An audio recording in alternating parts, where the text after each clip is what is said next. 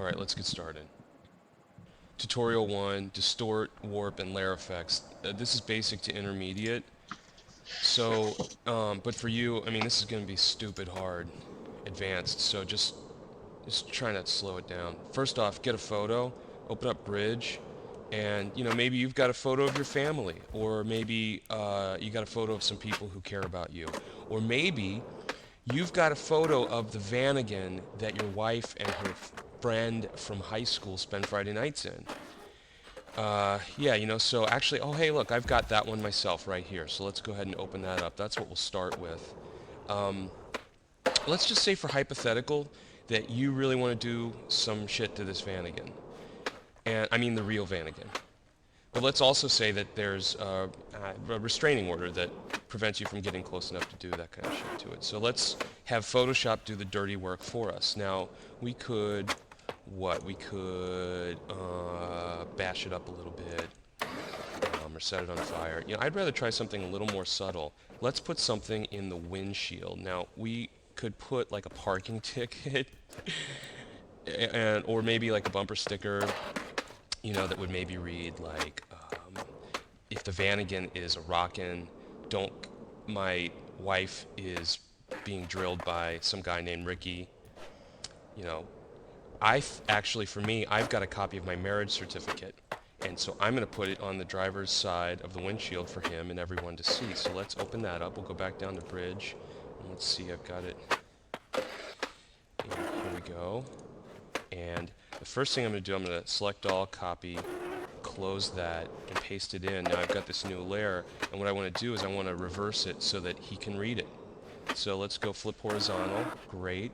Command T and transform this thing down. Just going to rough it in just to estimate the size. Now, I'm going to grab the distort tool. Some people might grab the perspective tool, but they're big pussies, so we're going to do it. We're going to do it the right way, and we're going to just sort of rough it in, estimate it, just sort of guess it in there, and get it to where we like it. That's pretty good. And then maybe just grab the warp tool and just warp it a little bit. Like my marriage, just warp it up. We got that's looking pretty good. Now we're just gonna grab a simple layer. I'm in the basement. We're on taxes. Shut up. So let's just grab a layer effect here. You might want to try lighten. That doesn't really do it. Or overlay's a good one. That kind of looks like it's sort of a frosty windshield because it was very cold that day. It's been cold just about every day. So now we've got that in. That looks pretty good. What are you doing? What? No, I'm working on taxes. What do you mean, taxes? I'm writing off furniture. Oh, Jesus Christ.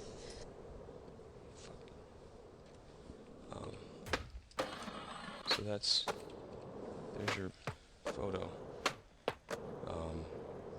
It's pretty good before, after.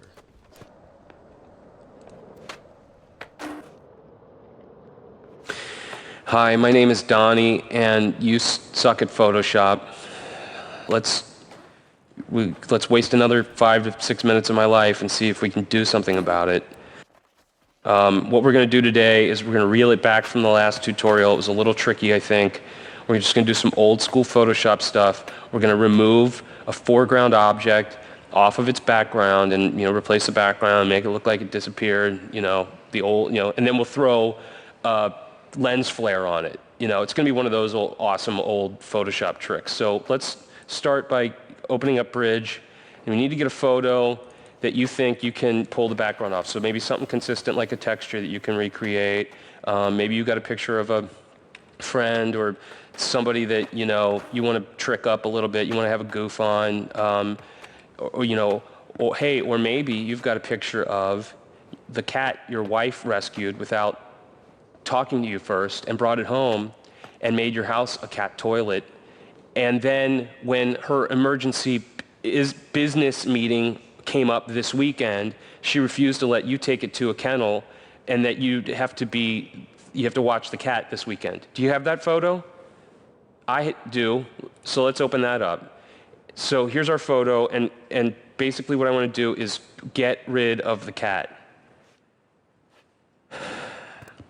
So the first thing I'm going to do is organize some layers. Let's start a new layer group called New Carpet, because what we're going to do is, I know what you did. Hey, I saw it. You went over to the clone stamp tool, didn't you? Wrong. Put it down. We're going to go do it. That's Bush League, and we're going to do it this way. We're going to just go grab some carpet samples, and we're going to drop them in, and we're going to rebuild the carpet. Everything's going to be all right. Just settle down. All right. So we've got a layer called New Carpet, a layer group called New Carpet. Let's copy the background so we can come back and see what we did later on. And then we're going to start grabbing some carpet samples. Now you're going to grab the marquee tool, and you're going to start selecting. Hold on a second. No, I'm kidding. What? Hey, bitch tits, are you gonna Dude, log on and do this raid with us or not? Hey, listen, I told you that I had to do this No, hold on a sec. I need a res. I can't. What, nobody can give me a res? I can't go out there right. Hold on. She's going out, isn't I she? can't. Hold on. She wearing those leather chaps, those assless chaps. Oh, dude, that is not a business meeting. I'll call you back in a little bit. God, Gobbler. I'm still on. Goodbye. Assless chaps is not a business meeting. All right.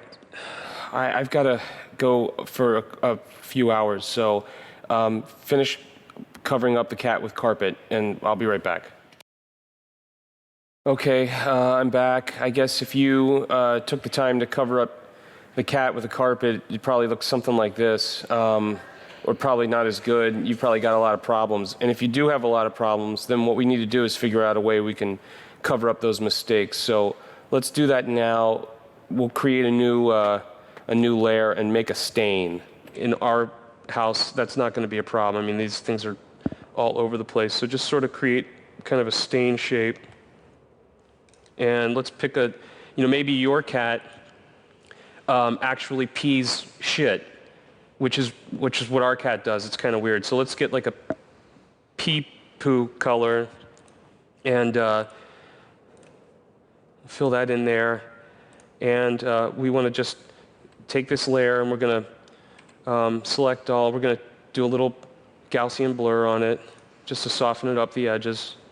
Just a few pixels, not too much, because it had time to really bleed out in the carpet and kind of make its mark there. Now let's, for this layer, let's set it to multiply, and then we've got a good stain. Now we need to pull the opacity way down and make it look like it's been there for a while.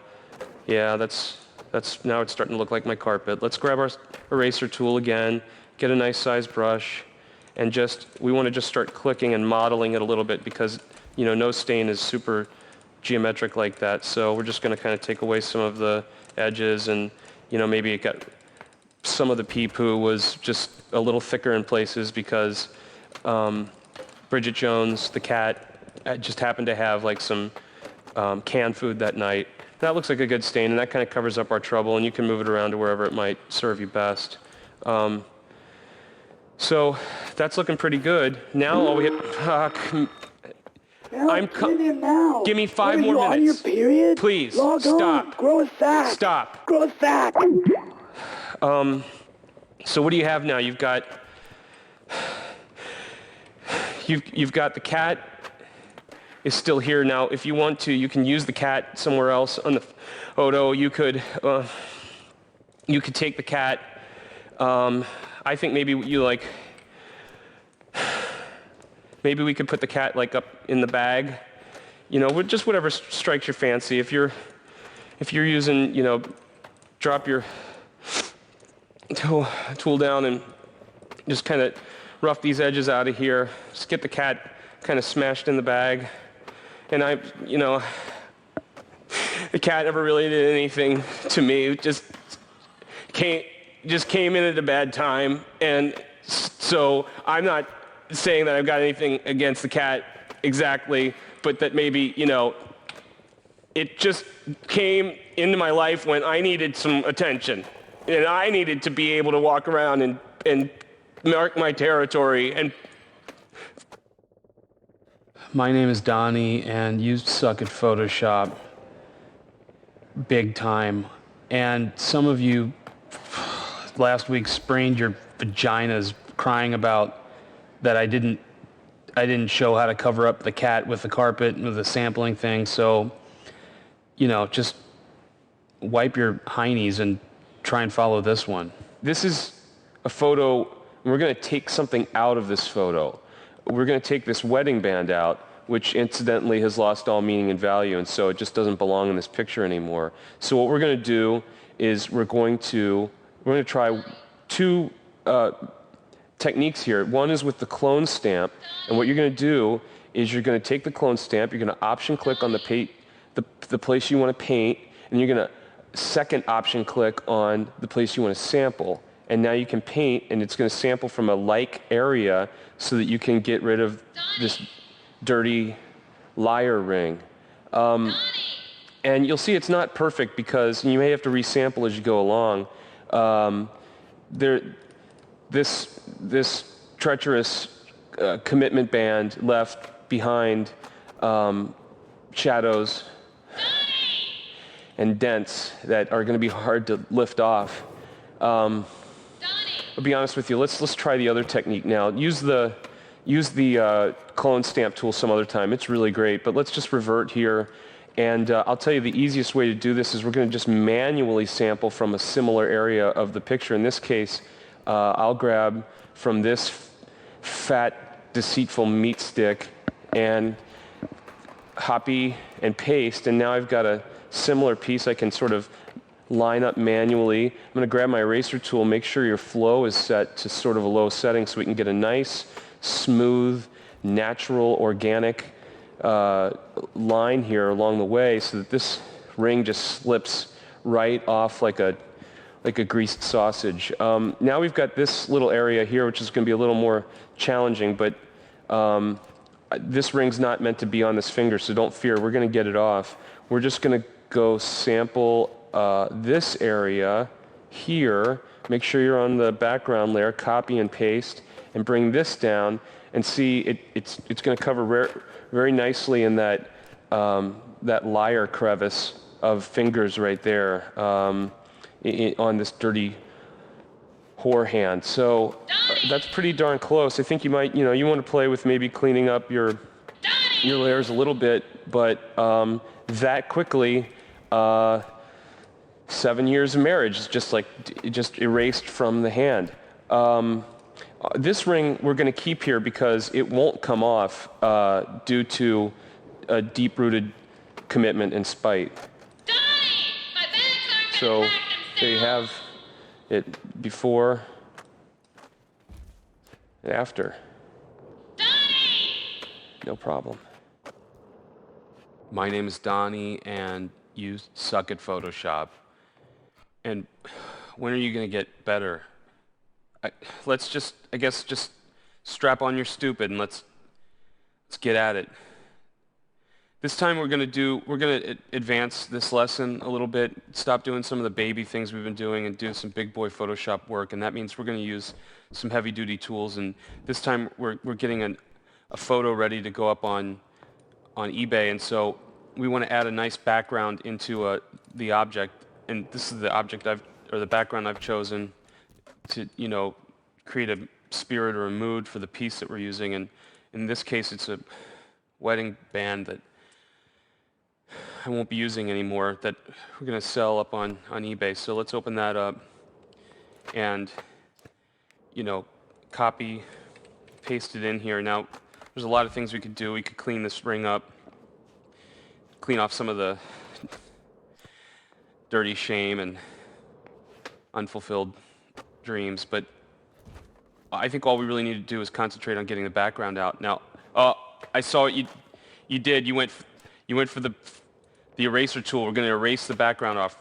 Don't ever use that again. We're going to do this the right way, which means we're going to use the path tool. That's this tab over here that you've never clicked on, and we're going to draw some paths because you've only been using about $75 worth of Photoshop, and this is going to open you up to at least like $250 worth. So let's click the Create New Path button over here, create a new path, get your pen tool, and all we're going to do, it's very simple, we're going to click a point and make the path. You click a point, drag, Bezier curve, and you keep the path going. Do you see how easy this is? It's just like what everybody does from the day they're born, just making a path. You're plotting some points. If you get a point off, you can command, click, and drag it into place, and then keep drawing your points. Your points on the path. You know, everybody makes decisions in their life, and just points on the path. For you, maybe this path is you're going to turn over a new leaf, and you're going to learn some new tools. You know, whereas maybe my new path is that we're going to make another path for the inside of the ring. You know, maybe my path is that I'm going to deal with the fact that some of my tools don't work. And maybe one of my problems is that one of my most important tools doesn't work. And, you know, that maybe that tool is supposed to make baby making man batter and mine just doesn't. Whereas, you know, maybe she decided she needed to go find somebody who has baby making man gravy and lots of it. All right, we've got both of our paths now. Hold on a second. Hey. Log on, man. Log on. No, I've got to start it. Wait, hold on. We're all gonna roll need on the leg plates of the tiger. No, I've got to start an auction. In Ogrimmar? No, in the real world. Okay, man, but all right, we're not gonna wait for you forever. Okay, so now we've got our paths. So what we want to do now is make a selection out of our paths.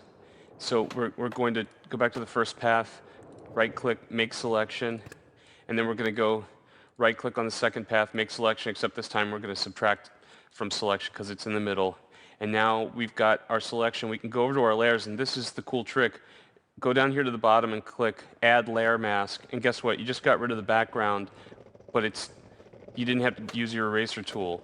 And now we've got this awesome background, and let's just export this to a JPEG and get it up to eBay. Just get this up to eBay where hopefully we can get rid of it once and for all. So we're gonna just upload the photo. You know, God, this feels really liberating, like a big sack of hurt has been drained. Okay, so now we can just go down here, save and preview, and list the item, and that's it. Oh my God, it's up there. I don't know that. Come on, man, we're waiting. Hey, yeah, listen. How do you cancel an auction? The ring? No, listen to me. How do you cancel an auction in eBay? This is the real auction? No, man. No, you gotta get rid of that ring, man. No, I made a terrible mistake. How do I cancel it? I want to cancel it. Show the ring. I want to cancel it. Show the ring. My name is Donnie, and you suck at Photoshop, but right now I couldn't give two Arby's French dips about that because I'm going on vacation, so suck that. I'm going to be doing the next few tutorials from work. We're trying to have a team meeting here, if you don't mind. Yeah, thanks.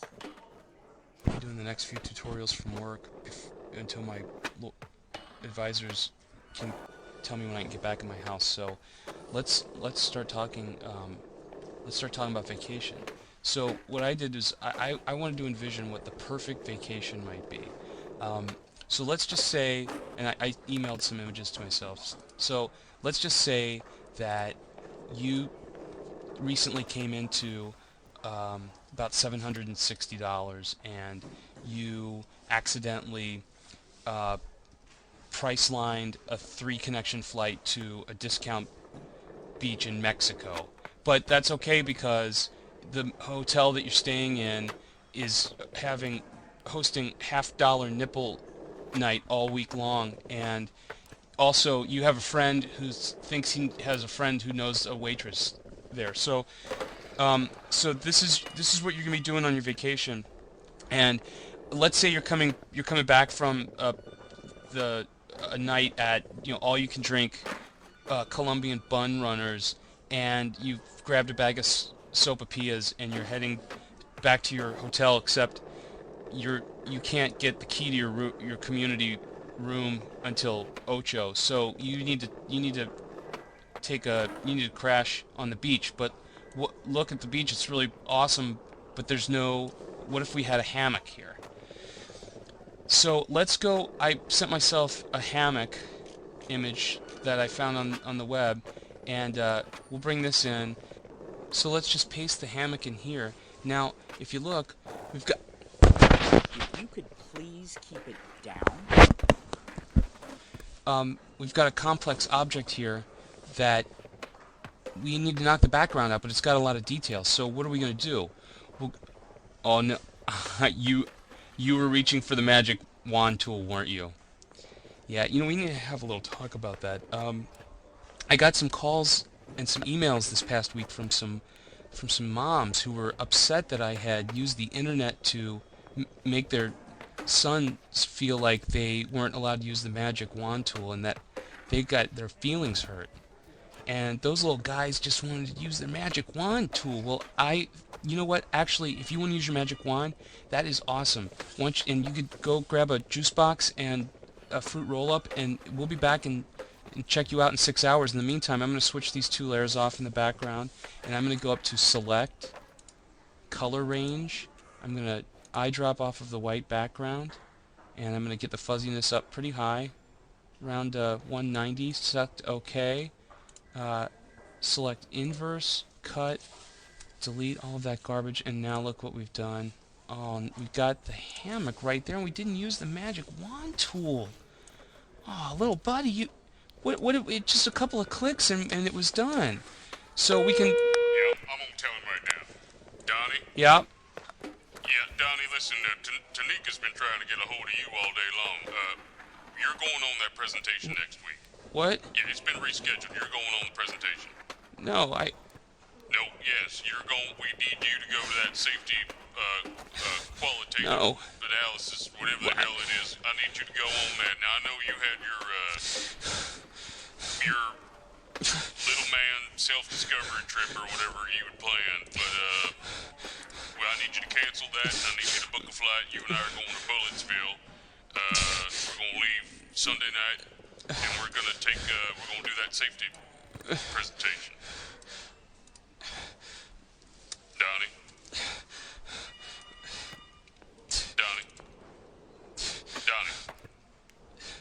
I can hear him breathing. Donnie? I can hear you breathing and clicking. Do you need help, Donnie?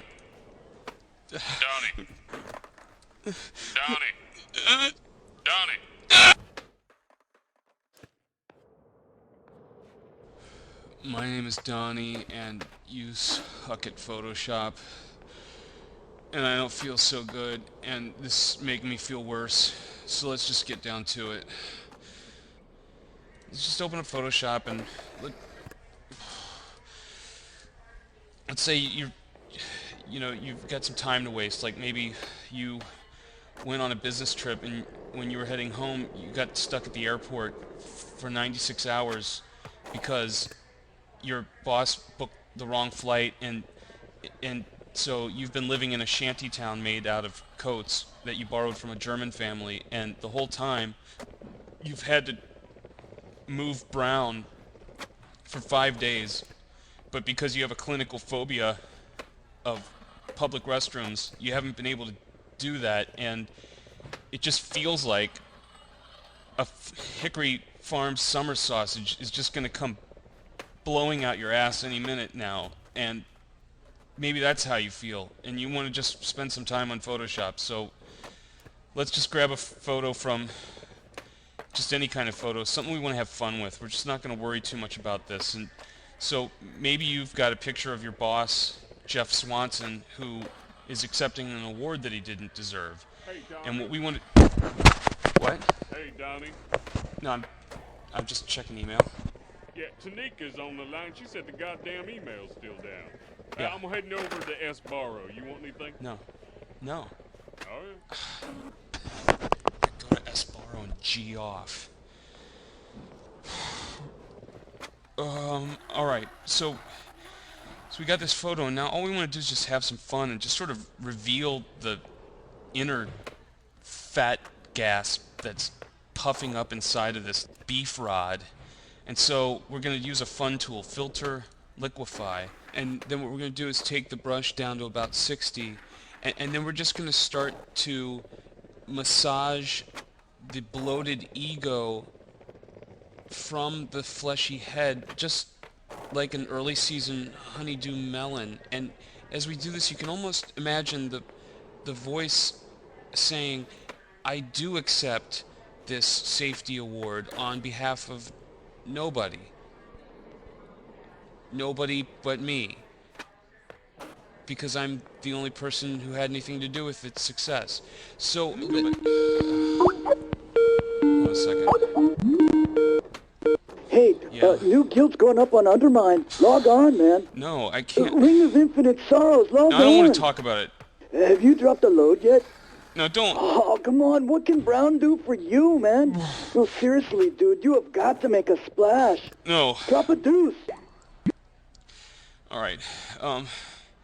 So let's just make this person feel the way we might feel right now. Get our brush size a little bigger and just start to bloat out the way, maybe make it look like he's got a pack of mud-covered raccoons just trying to get out of his stripper-scented skeezer suit pants because he made somebody eat fondue 3 nights in a row and it just won't come out, and it wants to come out, and it's just busting at the seams, and nobody knows what's going to happen because who in the hell is going to... Oh, your bottom's gonna blow, man. Your bottom's gonna explode and it's gonna, like, cover people like Vesuvius. And like No, 1,000 years from now, archaeologists will dig people out of your ass eruption. Drop a deuce. My name is Donnie, and you suck at Photoshop. But whose fault is that? Yours. So I was able to get back into my Landominium, and it's time to return to some serious Photoshop. We need a challenge. A lot of people have probably sent you photos that needed to be fixed, or they wanted something done to the photo. They wanted to put Nicole Richie's head on a corn dog, or they wanted to put boobs on their brother, or they wanted to put boobs on their Nicole Richie corn dog. But I'm talking about a serious challenge, and I've been sent one. Let's go take a look. This viewer writes, Donnie, my marriage broke up, like yours, right?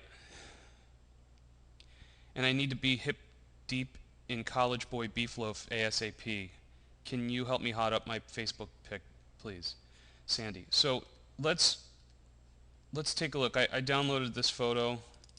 Let's open it up, and what Sandy wants is we need to figure out how attractive we can make Sandy, honestly. And I mean, Sandy, I think, wants to be a MILF, a mom I'd like to Facebook, and we want to make her the kind of MILF that somebody would really, really want to Facebook. So I mean, we got a lot to work with here, to be honest with you. And I think the first thing you probably grab for, I know, is the spot healing brush tool. And I'm not going to say anything about that because you know how bad you are. That's the whole reason why you're watching this. And the spot healing brush tool isn't the worst choice, but once you start getting into, do you see what happened there? Once you start getting into these wrinkles, I mean, this face is rode hard and put up covered in asphalt and little pieces of burlap. I mean, this thing is in rough shape, so we can't get away with the spot healing brush tool. So we're gonna do something a little bit different. I'm gonna use the patch tool. I really don't even think I should be showing this to you. It's much too complicated for you. In fact, I don't even think you should watch this. So just turn away for a second while I do this. But basically, we're going to take the patch tool. We're going to find the area that we want to fix. And we will make sure the patch is set to source. We're going to drag to another part of the image that we can sample from, a smoother piece of skin. And we've got a nice cleanup of the divots there. And if we need to, we can even go up to Edit, Fade Patch Selection, and fade that a little bit, to make it look more natural. But, I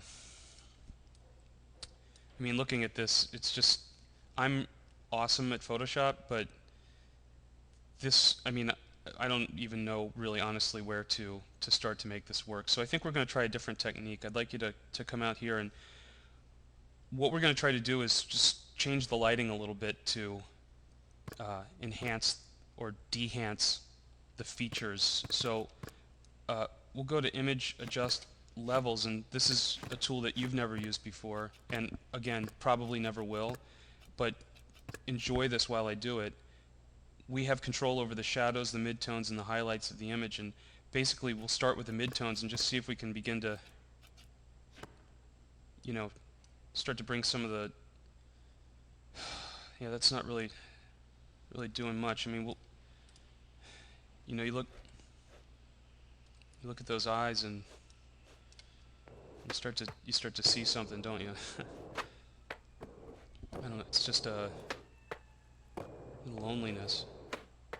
Just a horrible loneliness, like nobody's gonna want you. Nobody will ever be able to deal with your issues.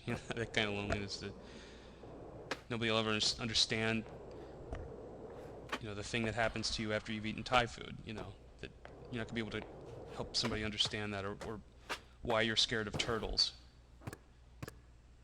Nobody's ever gonna see the you inside you. You know what, Sandy? I don't want anybody to see the you inside you.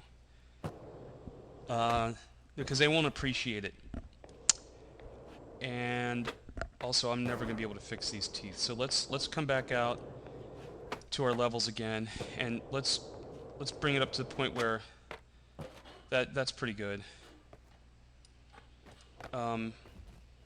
I think this is Sandy's best chance. My name is Donnie, and you suck at Photoshop, but don't feel bad, because not everybody can have the mad skills that make at least one lady say, "Fergalicious." So burn on you. So let's say you've been seeing somebody new that you met on Facebook, and it got off to a rocky start, but after having talked on the phone one or two times, you really feel like this could be something special. You're ready to take it to the next level. You want to create an image for her that says, you get her. You understand how much it hurts to go through a divorce. You know how hard it must be for her to raise her two adult sons who still live at home and are also semi-professional go-kart racers, and that's been an incredible burden on their lives because she's had to serve as their semi-professional go-kart racing manager. You want an image that says all of that. Well, let's go to our images and start to find an image that makes that sort of a commitment. What do you think about a house or a landominium, depending on what kind of deal you were able to get? Doing something to this house might make a bold statement that says you belong here, if you think you do. So what could we do? We could put a sign up on the house that says, "Welcome to my life." You could put some balloons out front, or you could do something significant to the house itself that says, "I'm really very serious about you being here," like a massive revision to the wall on the side of the house that accommodates go-karts and go-kart equipment. So maybe you started building a layer that does just that, that actually puts two giant holes in the side of your house with garage doors and some ramps so that go-karts can go in and out of your house. But what you really know that you need to do is say, I mean business, by putting a go-kart into the photo and really making the statement that, yes, I am willing to have motor vehicles in my living room. So we're going to use Photoshop's 3D layer tool. We're going to go to Layer, 3D Layers, New Layer from 3D File, and maybe you downloaded a 3D object that looks kind of like what you think a go-kart racer might look like. Let's open that up. Photoshop's going to bring it in as a 3D object, and we can see it here. And maybe you talked to her and she explained that her two sons are not normal human height because of something that their father did to them early on that involved lots of coffee and apparently some very restrictive unitards that they had to wear all the time, and that they're not actual normal human height. They are like 65% the size of a normal human adult. And we want to reflect that in the photo. So we want to make sure that this racer is small enough for these littlekins. So we'll start by double-clicking the 3D layer so that we can manipulate the 3D object. And we have lots of tools up here that we can use to manipulate it. Rotate the 3D object, we can roll it. This is XY space, this is the Z space, and then we can also drag the 3D object, slide it in space, or scale it. Well, we're going to just start by rotating it. Grab the rotation tool, and we'll do this pretty quickly. I guess what we'll try to do is make it look like it's coming out of the it's coming out of the living room, and it's getting ready to go have a fun day of driving illegally around the neighborhood, because there's no way you can have a permit for these things in this kind of neighborhood. So we'll get it sort of about where we want it to look like it's coming out of the living room, and then we'll scale it. We'll move it down here, and what we want to do next is we want to create a quick layer mask so that it looks like it's actually part of it's inside the house. So anytime we do something, we need to apply transformation to 3D scene. I'm figuring you're going to forget all of this stuff, so I'm just going to keep moving along. Option click with the lasso tool and frame out the left and top parts of the garage hole in the living room, and then we'll go over, and while the 3D layer is selected, click Add Layer Mask, and now you'll see that it looks as if our racer is actually inside the house. So now all we need to do is sort of just continue. We double click the 3D layer again, and again, remember, I mean, not Hobbit size, but not too far off of it. They just need to, it needs to fit their smaller frames. So you could do a lot of things to make it look even more real. You could change the light source. You could add shadows to show it coming in and out of the house, or you could maybe even do something to show the realisticness of actually turning the front part of your house into a garage, and that's to maybe look at what over time will happen, and maybe you also want to add in some other special things that might make those people feel welcome. Whatever you think it's going to take to really sell this idea to the person that you're sending it to. And speaking of sending it, let's go to File, Save for Web and Devices. We're going to save this as a JPEG. And so we're just going to go to Facebook.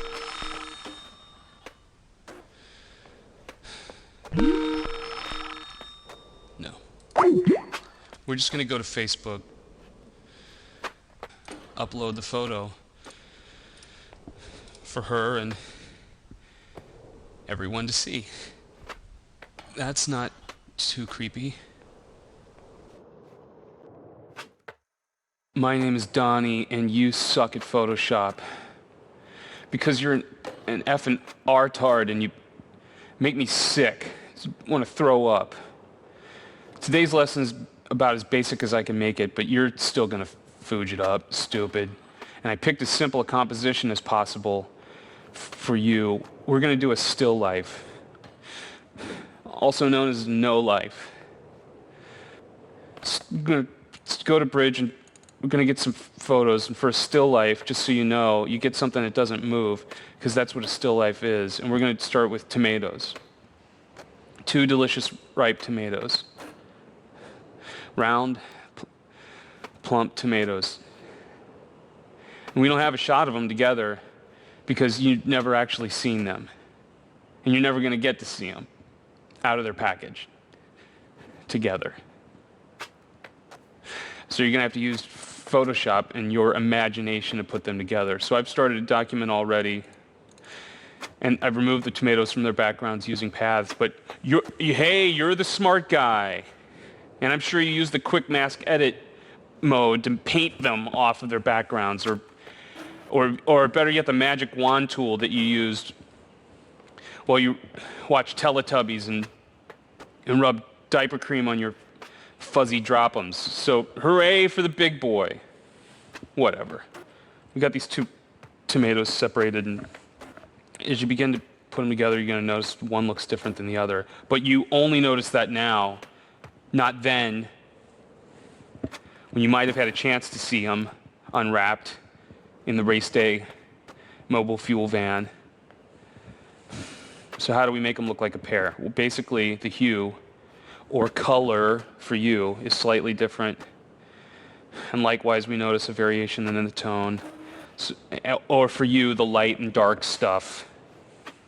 So we're going to... Oh, I know what you did. You went for hue and saturation, right? Yeah, sure. And when you're done, run the colored pencil filter, render some clouds, and print it out and give it to your babysitter. And then go finish your Lunchables. Asswipe. No, the grown-ups are going to use curves. So what we're going to do is we're going to... I created a channel, but you don't know what that is, so let's just...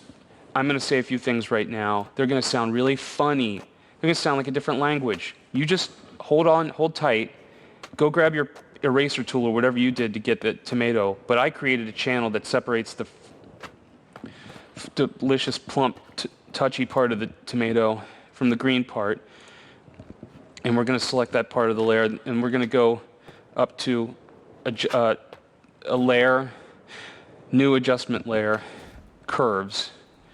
And we're going to open up the curves, and this is going to look completely unfamiliar to you. You've never used curves before because it's hard.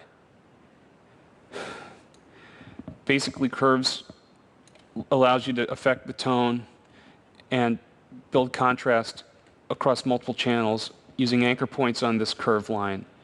So what we're going to do is first off, we know we need to start bringing all the tones down a little bit. So in all of the RGB channels, we're going to come down here. The darker areas of your image are down here. The lighter areas of your image are up here. And we're going to put an anchor point down, and we're going to pull down a little bit and darken up the whole image so that we start bringing a little bit of tonal evenness. And then we're going to go to the red, and we're going to go in the midtones first, and we're going to pump the reds up a little bit. We could come down into the shadows and bring them up as well too. Just mess around with it until they start to look like the tasty, delicious tomatoes you know that they are. There's still a little bit of yellow, or in this channel, the green in here. So we're going to go up into the midtones and pull some of the greens back so that red really pops. And we're going to say, okay, and now you've got 2 delicious tomatoes that you're never going to touch. And you know what? You don't want anybody else to touch them. So maybe what we'll do is we'll put them in a jar. No, I'm not gonna put What? that. Well, hey, man. What? No, look, I don't have time for this. We gotta talk. Just what? I mean, now. Just get. Oh, man, What do you? What? just What's so listen, important? man, just- What's so important? You're out of the guild, man. We all decided. You're too surly for the horde, man. You need to go towards the light. You know, go find your gold, man. Just Just not here in the game with us. Donnie? My name is Donnie, and you suck at Photoshop. But that's okay. Something wonderful's about to happen to you. Let's make an image. Let's make a happy image. Let's make an image that says, we're finished with failed marriages and relationships, false friends, career disintegrations, 6-week-long hole-ups in a house that, while legally leased to your ex-wife, should, by common law, belong to you, but will ultimately likely result in a county sheriff SWAT team invasion. A happy image that says, it's time to move on. Let's open up Bridge and find that image. Here's a great one. This is an image of a train heading off to a special place. Let's make enough room on this train for all of our friends to come with us to this special place. We're going to use a tool called Vanishing Point. Go to Filter, Vanishing Point. Donnie and Hoyle, you are currently in violation of state of Kentucky Penal Code. The initial tool is the Four Corners Perspective Plane tool. 484J and 499C, among others. We'll follow the natural line that the track has, This is your last chance to resolve this situation peacefully. and we'll make it go all the way up the front of the train and back down to the end of the train. Then we can grab each corner and make sure that they're in the right place to accurately portray the perspective angle of our train as it heads off into the distance. And let's pull this end off into that distance. This is going to allow us to create more train cars at the end of our train. Donnie! Grab the selection tool, and click and drag inside where the train cars meet. Option Command click to copy and drag, and it'll follow right along that perspective plane. Line it up to make an extra car. You can even make a second one if you want. Please exit the building with your hands in plain When we're sight done, immediately. we've extended our train into the distance. Donnie, before But the negotiator now that gets we here, think I'd about just it, like to explain maybe to we you don't want to take what a everyone good with us on this master ride. AR-15 can do in the Well, very let's capable hands just of take the train Lieutenant ourselves. Sheriff Sharpshooter. We'll select all and transform with the transform tool. Now we want to grab the center point and put it right into the distance where the train's going to head. And then we'll shift option click as we make the train move down the track towards the light, towards a special place. Okay, boys, hit it. Not an end, a beginning. Go, go, go!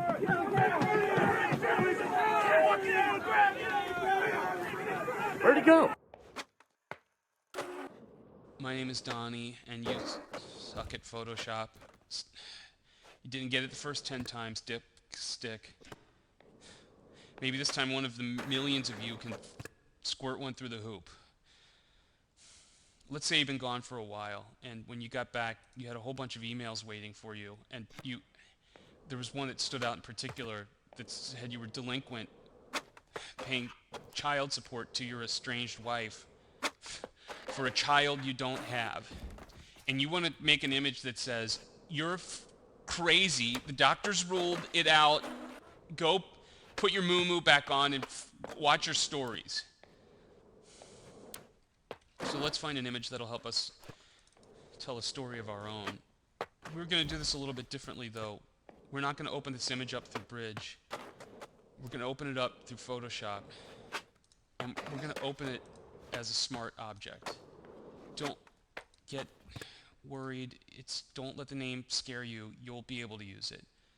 And we're going to tell a story about this little guy. We're going to call him Ronnie. And Ronnie wants to go on a journey. And Ronnie wants to bring along some friends, millions of friends. because if Ronnie can't get the job done, maybe one of Ronnie's friends can. So we'll create a lair group called Friends, and we'll put Ronnie in there. And what we're going to do is we're going to size Ronnie down so he's got room for other friends. The thing about the smart objects, and I think it's kind of ironic that it's called smart objects and I'm teaching it to you. Did you get that? Is that when you have a smart object, when you make changes to that object, you're only making changes to a copy of it, and you can go back later on and do other things to it. What we're going to do is we're going to, because Ronnie's so far away from the camera, we're going to create a little bit of a blur. And you're thinking, whoa, wait a minute, if you want to use Ronnie again later on, how are you going to do that? You've got, shut up. Just stop talking, because I'm going to show you. We're going to duplicate Ronnie, and when I do this, as you can see, I'm holding down Option Command and moving the cursor. It's creating new layers in my layer group. And we can create a bunch of little Ronnies. Like this is Johnny. And this is Lonnie. And this is Franny. So Ronnie's little friends, and we can turn them and flip them, whatever we want to do. It's just making another copy. These guys are all trying to make their way to the place where they can fulfill their destiny. And the question is, will they make it? Now that we've got a bunch of Ronnie's friends, we can start to duplicate the layer group and start making lots and lots of Ronnie's friends. Contrary to public opinion, Ronnie may not be super effective, but he's got lots of friends. And so we'll make sure that we note that with these groups.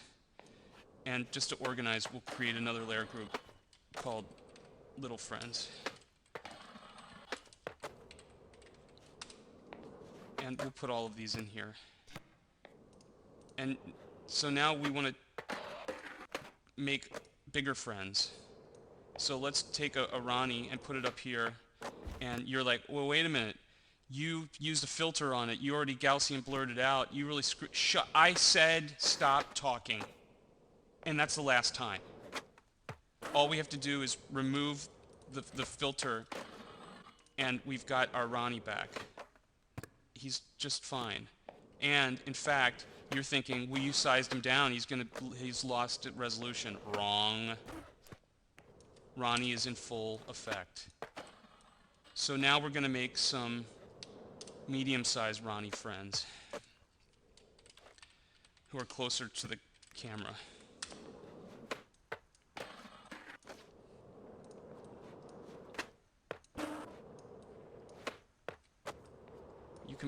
You can make a bunch of Ronnies wherever you want. So now that we've got Ronnie and all of his friends here, now what we want to do, we can add in a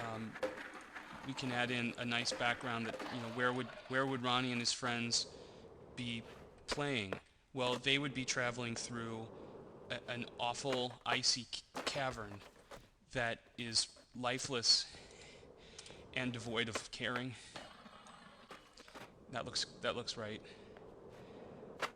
And now what we want to do is the ultimate burn on anybody who would send an email claiming child support and say, it wasn't Ronnie at all. It was another little guy. And so what we're going to do is double click the smart object, and we're going to open up a copy of the smart object, and what we want to do is change it to not be Ronnie, but to be somebody else. Say Little Ricky. And we want to make sure that everybody knows that it's different, so we're going to go to Image Adjust Hue Saturation, and we're going to pick a color that's more suitable for Little Ricky, like a flamin' hot Cheeto kind of color.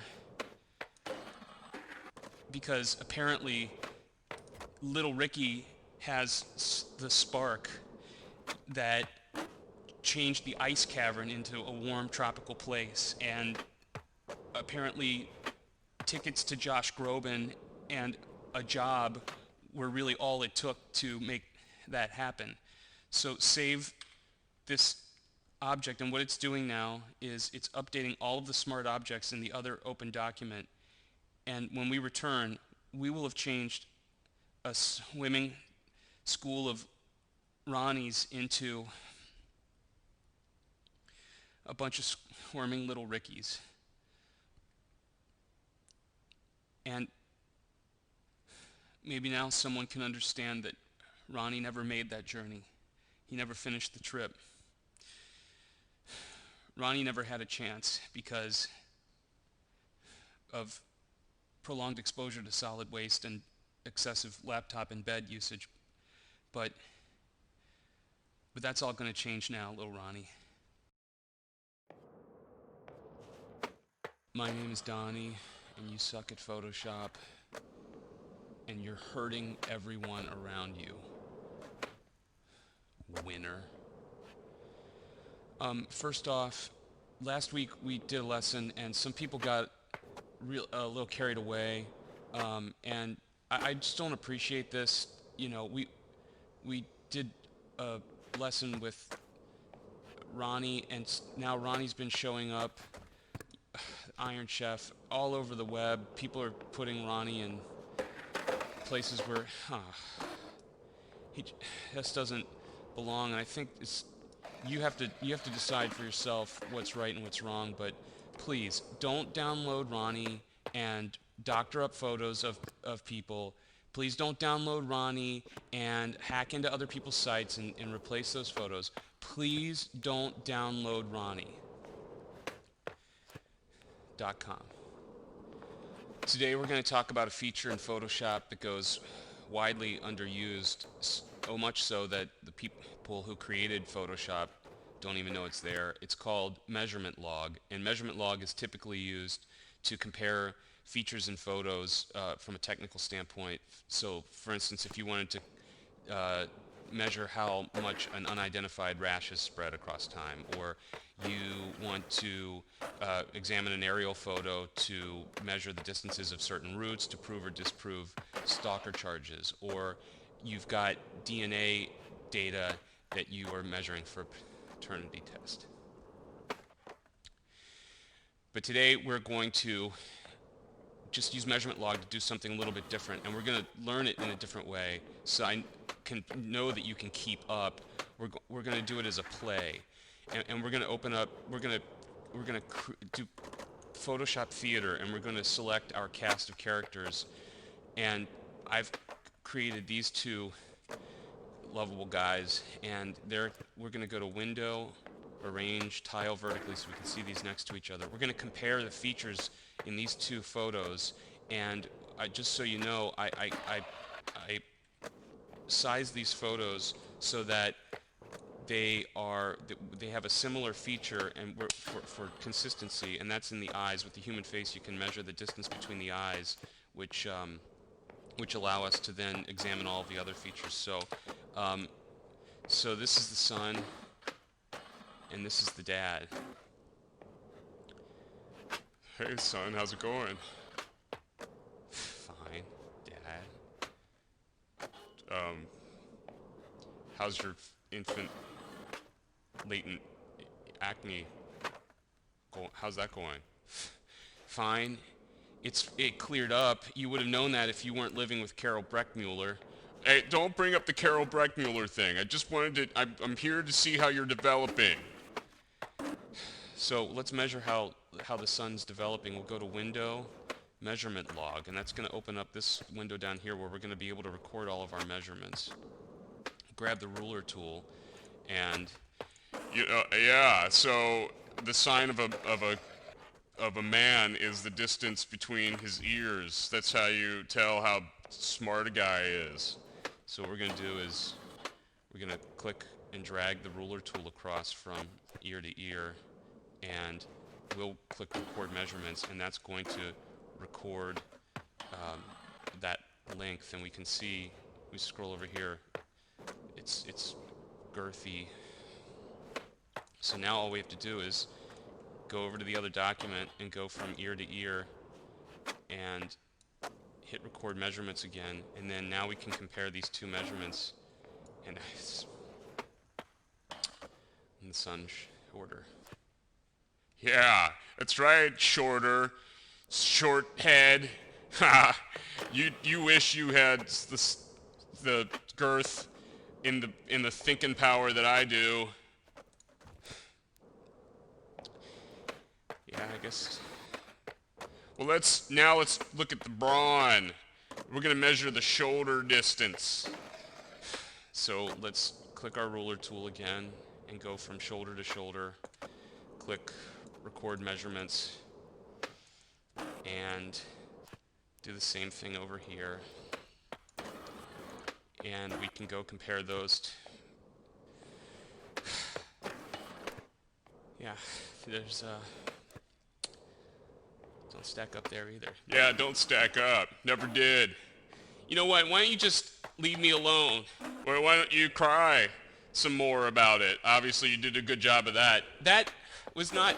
There was a scary clown there that day when the picture was taken. I don't care about scary clowns. I'm sick and tired of the fact that my son's turned into nothing.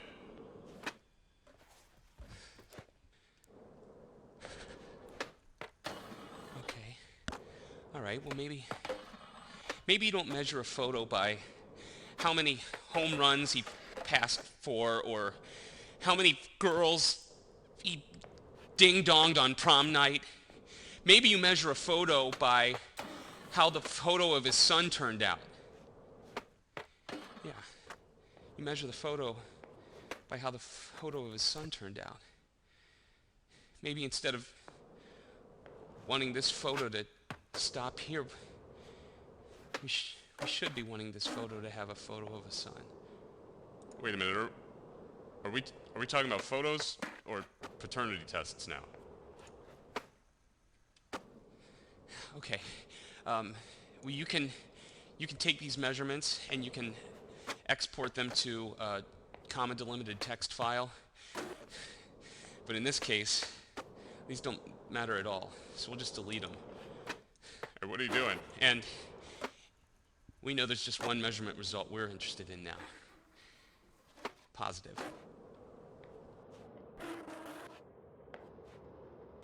My name is Donnie, and you suck at Photoshop. But hey, there's something that you're good at. You're good at sucking. Please stop emailing your Ronnie photos to me, trying to become web famous. .com. So let's say you had a tough week. Let's say that you spent the week in common pleas court, and you the whole time you were countersuing your estranged wife to force her to continue her paternity suit against you because you had been hoping and dreaming about becoming a father, and then all of your dreams came crashing down in front of you. In the court threw your case out, and they threw you out, and literally, and now you don't have a kid, you don't have any kids, and also you owe a bunch of court costs. Is that how your week went? Mine too. So let's wash it all down with some Photoshop. Let's say that when you thought you were going to have a son, you immediately went out to Velveteen and you bought an entire team's worth of soccer jerseys, and you bought letters, and you made this jersey, and now it's because the dream is dead, and that you will continue to live in paralyzing loneliness, and you will die with no legacy because you don't have a kid. We ripped off all of these letters that had been lovingly, painstakingly hot glued on, and so instead of this, now we're left with this empty, soulless husk of a nameless jersey that it's belongs to another dude's kid. So you want to put the right name on it. Well, I've already created a layer with the baby daddy name on it, And so what we're going to do is we're going to use a technique called displacement. We're going to make this look, because right now the name is just hovering unnaturally over top of the jersey, hovering unnaturally, maybe like a certain Vanagon had been hovering in front of your house not too long ago. So what we want to do is make the letters nestle into this jersey and understand the commitment that it needs to make, at least for the next 18 years. So what we want to do, we're going to use a technique called displacement, and we're going to create a map of the texture of the fabric underneath. So what we're going to do is we're going to select all on this layer, copy, and we're going to paste it above the name, and we're going to go to image, adjust, desaturate. Just don't worry about this, just follow along for a second. Easy, easy. So now what we want to do is select all, copy, Command N, and we'll create a new document, and we'll paste it in here, and we're going to save this as a Photoshop file, and we're going to call it displaced. And then we're going to come back, we'll close that, we're going to come back to this and switch this layer off for a second, go back to the name. And what we're going to do now is we're going to line this up where we want it, go to Filter, Distort, Displace. We're going to set the horizontal and vertical scale to 20, select OK. It's asking you now for the displacement map. It's the file we just created called Displace. Click Open, and look what we did. It just makes it look like the name has just fallen across the folds of the fab, sort of like maybe how maybe your wife fell across the folds of Volkswagen Duke-sized inflatable mattress. Dirty hooker face. So now what we want to do to really add the realism is we're going to take the layer that we left up on top here, and ready for this? Hold down the Option key and hover over between these two layers. That is a clipping icon. When you click the button, look what happened. Look at this. We clipped the shadow layer over top of your, you know what? I know, you're very excited. You want to go tell somebody about it? You want to go tell somebody? Go on. I'll wait. I'll wait. Go. How'd it go? What'd they say? Were they excited for you? Did they rub your tummy and give you and let you stay up late tonight? Good job. All right, can we finish now? Go to this layer, select it, go to blending mode, and select multiply, and that's going to let your shadows come through. And look, voila, and suddenly baby makes 3.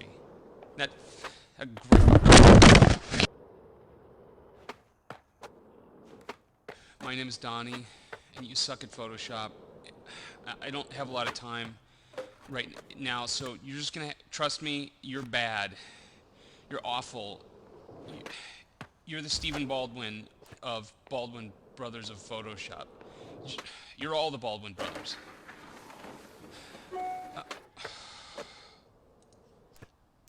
God damn it, stop this right now. You are embarrassing everyone. .com. Okay, let's say that earlier this week you were possibly implicated on a security cam video at the scene of a crime of passion that involved $70,000 worth of Thai thumb drives and a Nerf chart, and it's possible that while at some point you might have walked through the scene of the videotape, and now you need to get you out of the video and get it back to the security office before your friend switches shifts and can't put it back in the tape for you. So let's go to Photoshop, File, Import Video Frames to Layers, select the video, and we can go from beginning to end, make frame animation, make sure that it's the right place, and then select OK. And what it's going to do is it's going to open up, go to Window, Animation, and you can see that the video now is is in Photoshop. Each frame is a layer. And what you want to do is, because you've painstakingly analyzed this tape, you know that you come in. So, I mean, if we had time, we could use our sick Photoshop skills, we do something really interesting, like we maybe put a picture of a celebrity in the shot, and then we see distract people from the person who's walking right through the security camera.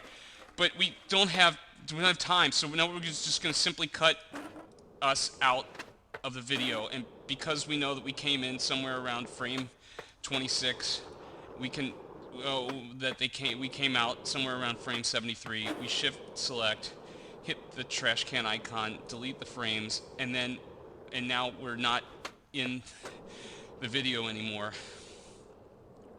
I've been there in the first place. Let's get it out to video so we can take it back over to the system. Export, render video, name the file, throw it out on the desktop, all the frames to a video, and export it, and go out and check it and make sure it works, and just hope that nobody looks at the time code or knows how to dust Nerf for fingerprints.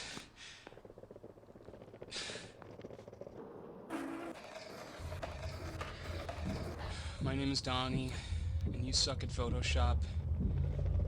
And a suck-ass chopper says what? Exactly.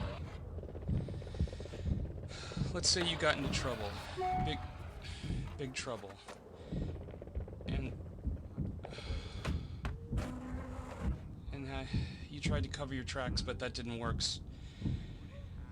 So you had to split town. And now you've been holed up in a Comfort Suites extended stay people village for a couple of weeks, and that was okay for the first few nights until a new next door neighbor moved in and started making a lot of noise. And you've told the third key manager repeatedly that you can't sleep or be holed up when it sounds like two sea lions fighting to get out of a net. And all he can do is apologize and give you a $5 gas card. So you proposed installing soundproofing in your room, but he needs a reference photo to get a quote. Is sort of your situation? Mine too. So if you can hear me over the sex giving, let's open up a photo of the room that you took earlier in the day. And we know that the human keg tapping is happening of course on the bed wall, and so this is the wall we want to soundproof. So what we want to do is we need to use some soundproofing. So let's open up a file of soundproofing foam, and so you would typically you'd be like, oh man, how am I gonna get the soundproofing on the wall? It's uneven, and I'm gonna duplicate it, and I'm gonna clone it and all of that. So just, you know what? Maybe you're not in a hotel room right now where a hoagie delivery man is installing a plumbing system, but shut all of your mouth and listen to what I have to say. We're going to use a very simple technique. It's called define pattern. The first thing we need to do is size this image down so it can fit on the wall better. Go to percent, do about 45%. And then we're going to take the rectangular marquee tool, the square selector, and we're going to try and grab as symmetrical a swatch of this as we can so that from corner to corner it's seamless. Try your best. Go to edit, define pattern, and let's call this Hala Stapa. Say OK. Now close this. Now we're going to come back to the room and make the wall. So we want to get our marquee tool again, and we want to create a wall-sized shape that we think is going to fit in there before we go into perspective. Create a new layer, edit, fill, use a pattern, go find the pattern we created, say okay, and look what you did. You created seamless soundproofing, superstar. Now all we need to do is put it. I'm sorry, I can hear moist. All right, edit, transform, distort, and we're going to start putting it into perspective on the wall over here. You're gonna have to eyeball. You're gonna have to use your best guess. Just trust in yourself, and eyeball it into the wall. Hit return, and now I've created a path. You'll have to do it later. Command select the path of where it's going to be knocked out on the wall. Go back to your layer and select layer mask, and now we've got it up against the wall. So now all we want to do is just figure out a way to make this look as realistic as possible. Oh, fuck! No way! How? Well, look who it is, man. Long time no Skype, ass-finger. How'd you know where I am? Are you kidding me, man? You're so effing predictable. Your life is like this eternal loop of stupidness. You're probably sitting in some Red Roof Inn right now, you know, hiding out from some guy because, you know, in a jealous rage you did something really stupid. Probably with a Nerf product. I mean, am I right, man? Wrong. Comfort Suites. You don't know me. Oh, everybody knows you, man.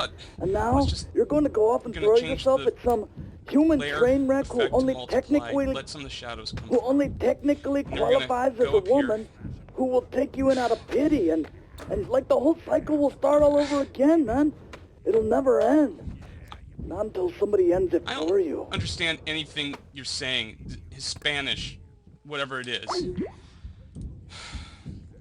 Now, if we just want to do one more thing to help the manager understand the dimension of this, we can go to Filter, Render, Lighting Effects, select a light, set it to a default, something like Spotlight, go to Texture Channel, pick one of the channels, and make it somewhat mountainous, click OK, and now we created some dimension to this.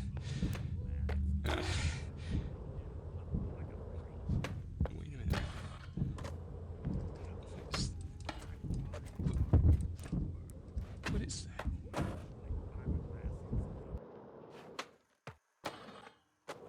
My name is Donnie, and you suck at Photoshop.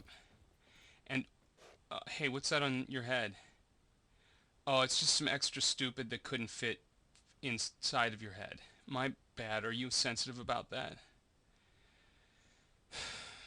You're on the run. You can't even find solace in a motel, and so you've landed in the care of the last person you thought you'd ever see again. A rebound internet relationship that you screwed up. But because of your circumstances, you got a second chance with her and a place to hide out. But there was one twist. She didn't tell you that she's changed a bit. That the growth hormones she's been giving her halfling racing sons somehow got mixed up with her international coffee instant chai rish cream tea, and she's been accidentally, unknowingly drinking growth hormones and horse steroids, and also possibly some Levitra. And her face is different. Now. Very different. And you want to blow off some steam with a little Photoshop while she's in the other room. Let's use Photoshop to share what we've seen. So let's go open a photo we've seen before, and we're going to go through and we're going to try and shed a little light on the subject here. I mean, this is a face that, subject to the accident with the steroids and hormones, you know, I don't have to go through all the details, but, you know, pick up a pack of baseball cards. You'll know what I'm talking about. But the feature that's been most disturbing is the hair growth. And so we want to sort of show that and kind of see if we can break past that together. So what am I going to do? I'm going to paint a hair on to here. and like that. Not so thick. Maybe like that. But I'm not going to be able to paint a million hairs all over this face because I don't think I can look at it that long. So what we're going to do is we're going to create a brush that's going to help us paint hair all over this face. We can get out of here and finish this up. So I'm going to command select this layer. I'm going to go to edit, define brush preset, and this is going to be our hair brush. And so we could start by selecting that brush, and it's down here at the bottom, and begin painting. But look what happens. It's so uniform.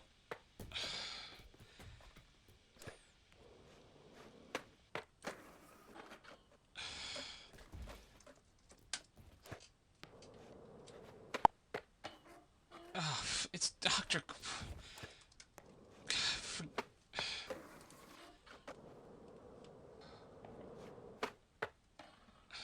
Okay, so I'm sorry, I'm back.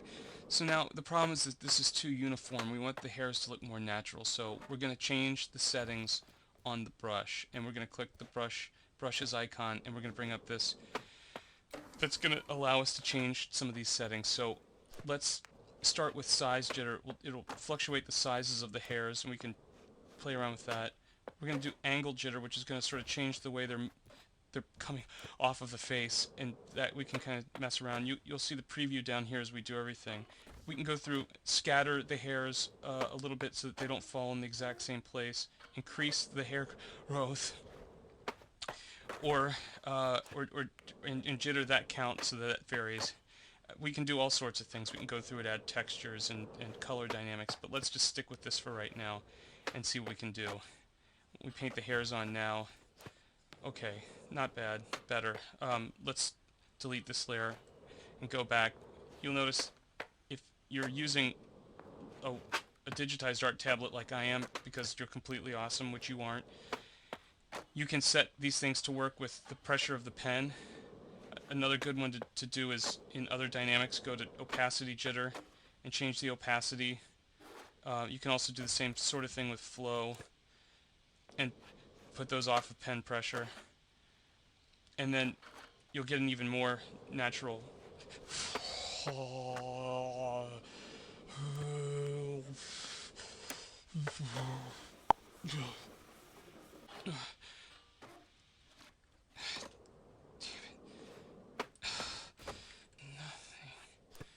What the fuck is ruffle gone?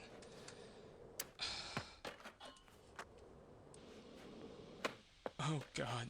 So you can mess around with the blending modes of the layer to find something that makes it look a little more natural and add more hair in. As you notice, the lighter I push, the less hair comes up, but when you want to get to those real thick areas where you know it's really going to be happening, you can lay into it. You're going to have to go through and correct this stuff, but that's pretty much the way. God damn it.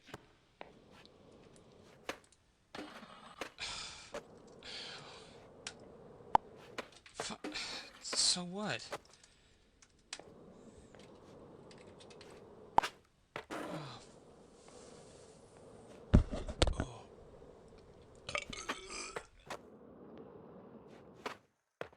My name is Donnie.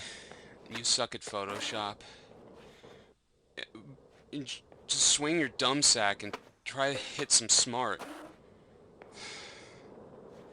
People are always asking me, "Hey Donnie, when are you gonna..." Oh, Jesus.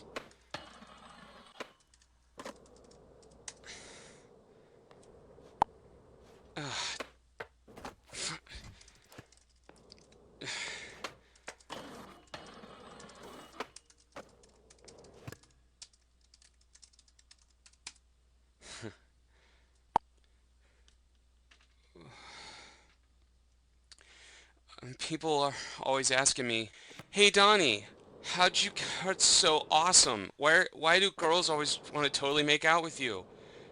And you're great at Photoshop. And also, what's photo merge in Photoshop?"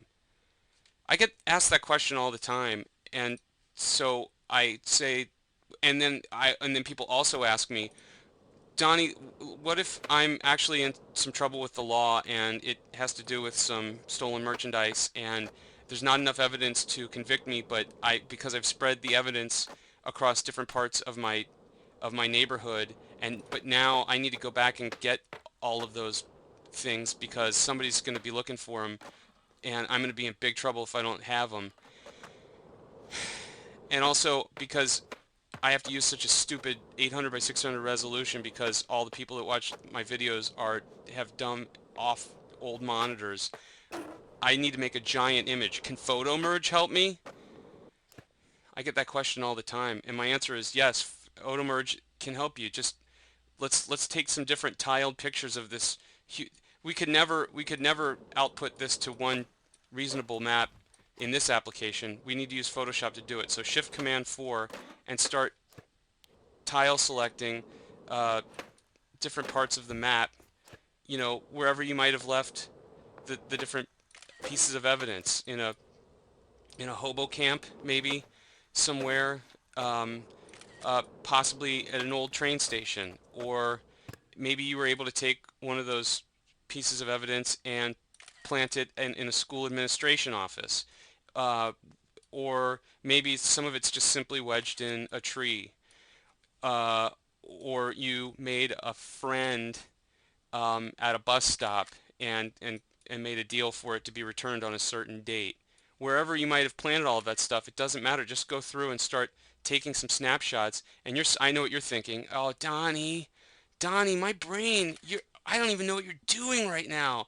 I just want to make a collage. My brain, I won't be able to handle all my involuntary respiratory functions. Just take it easy. Go to Photoshop File, Photo Merge, select Auto, Use Files, Browse. Look, we're going to go out and grab all of those images that we just snapshotted.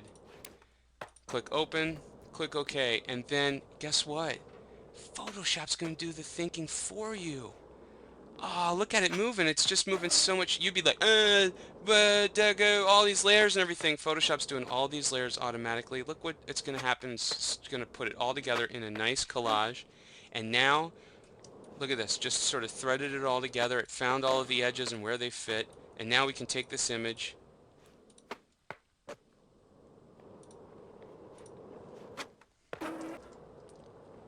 and we can save it and give it to a friend.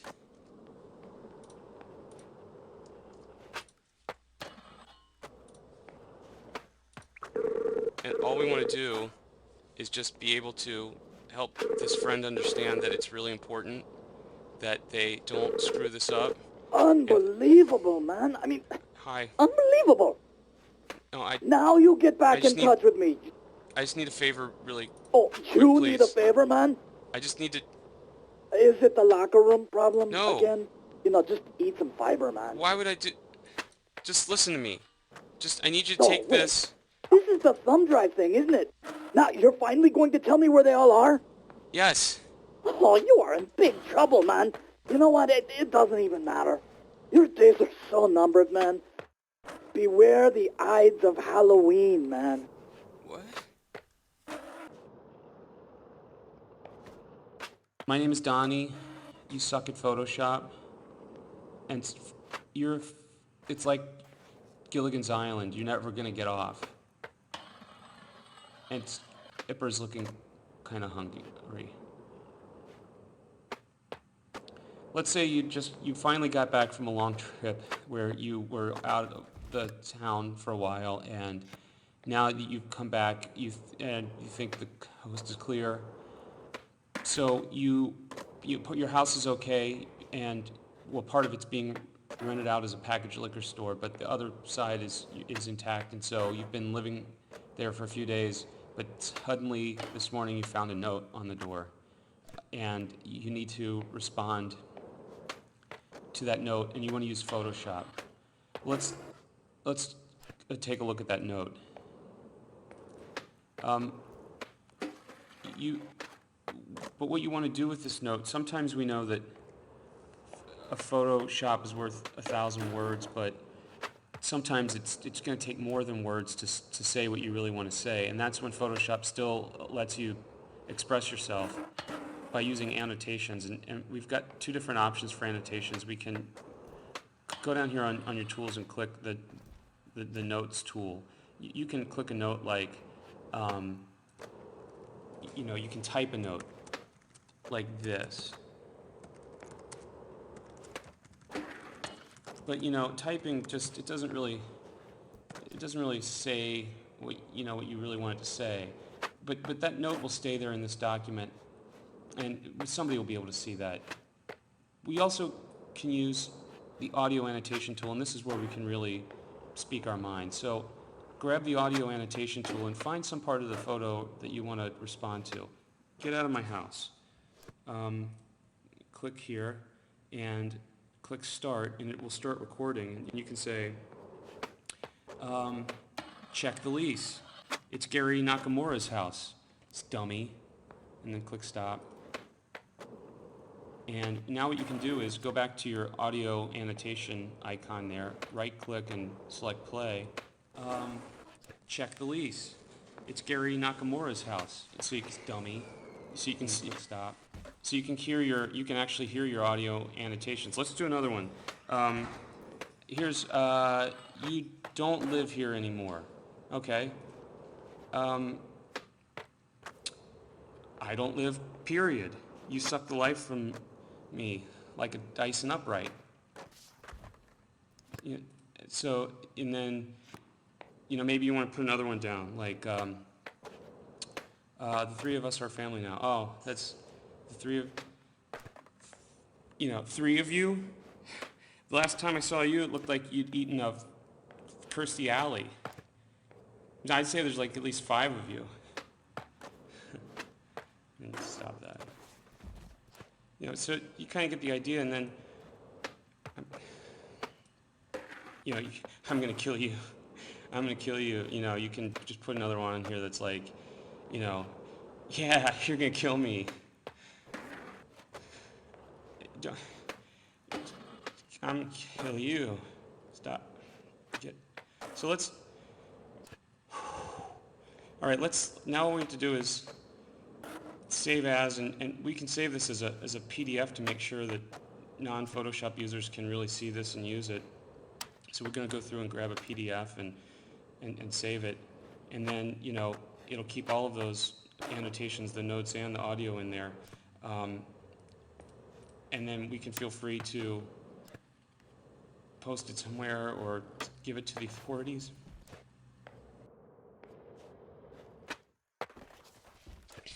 My name is Donnie, and you suck at Photoshop. But how hard have you tried? Hardly.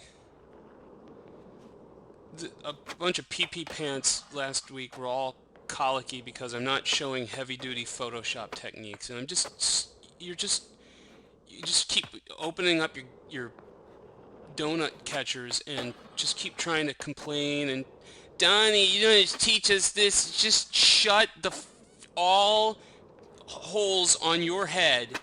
And here you go. Here you go, smarty pants. Get your hand out of your granimals and let's do some Photoshop expertise. So you want to see the big time. You want to see the big stuff. Well, let's go take a look at a Photoshop masterpiece in the making. This is, let's say you've been working on the ultimate life storytelling painting, chronicling your life. And now's the time to share it with all of the dummies that have been watching you for so long. And you're telling a story that can only be told with Photoshop about the Ring of Infinite Sorrows and its commanding power and the hold it has over you and its keeper, the Ring whore, dragon whore, and the battle that is constantly being waged by who you thought were your friends in a place that you created to get in touch with people a little bit better, but that didn't seem to work. And then along the way, the friends that you thought you had made turned out to be betrayers, and you've taken painstaking time to in one case, one of them had a horrible hair explosion, and you wanted to chronicle that. And in fact, you want to see some good technique. You had to actually create the hair because it kept changing each day. But this is what I'm talking about. I'm talking about Photoshop for composition, to tell a story. I don't know if you're capable of it or not. And we see a theme here, don't we? The theme of good versus evil, light versus dark. Maybe that's the lesson that you need to learn, is the way that the light and the shadow work together, and sometimes work against each other. And just when you think you have the light, you end up with the shadow. So let's take a look at the ring whore. And in this case, we started out with a ring whore that really was sort of flat and lifeless and didn't have all of the evilness and deceit that we needed to show. How did we achieve that? How did we get to something so incredibly awesome such as this that made it look realistic-ish and all that stuff? Well, here's what we do.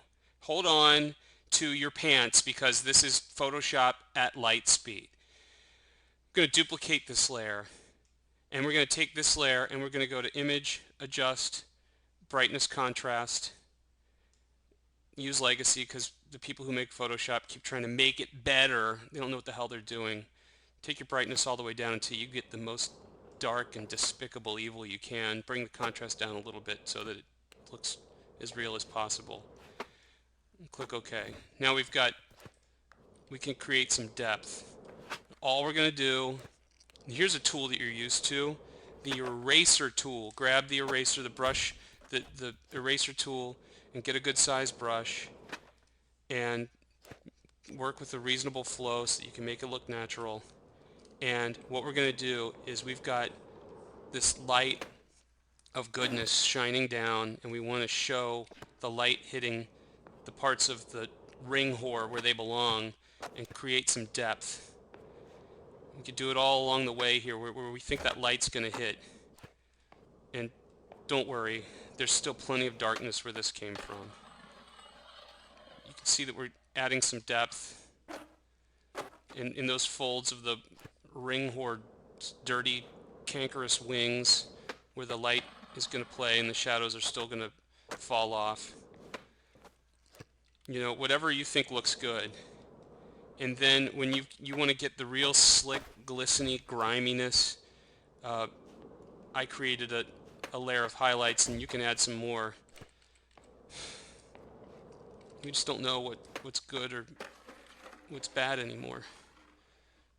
We'd like to think that there's a light shining down from up above that's going to wash away all of this darkness. Just streaming down from a place where happiness and joy can come from. It's sort of maybe with a gradient to transparent sort of stream that just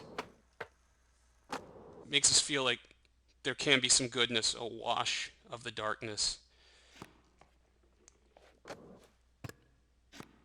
And one that can come and take away all of the pain. Just go grab your Gaussian blur and make that look a little more natural and heavenly, like that. Bring the opacity down a little bit too, a little bright.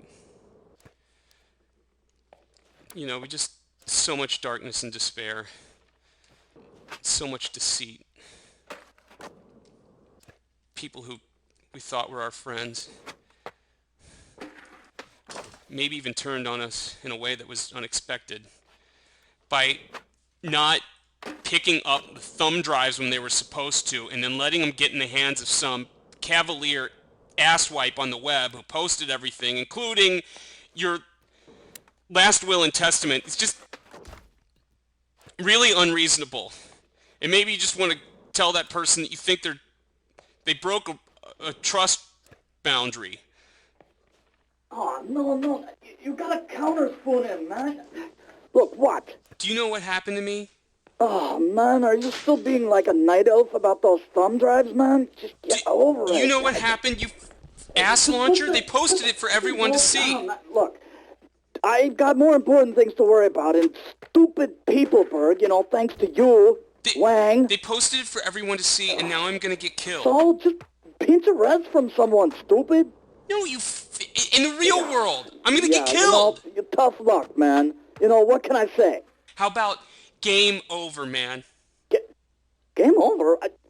WTF, man? What are you talking about, game over? Now, look, wait a minute. No, wait a minute, man. Wait a minute, man. We're offline? Are we offline? Peopleburg is offline? What? You shut down Peopleburg. Oh, man, we were just about to complete the liberation, and you're fucking... Oh. All right. Okay. You know what? I'm going to kill you, Donny Hoyle. I'm going to kill you.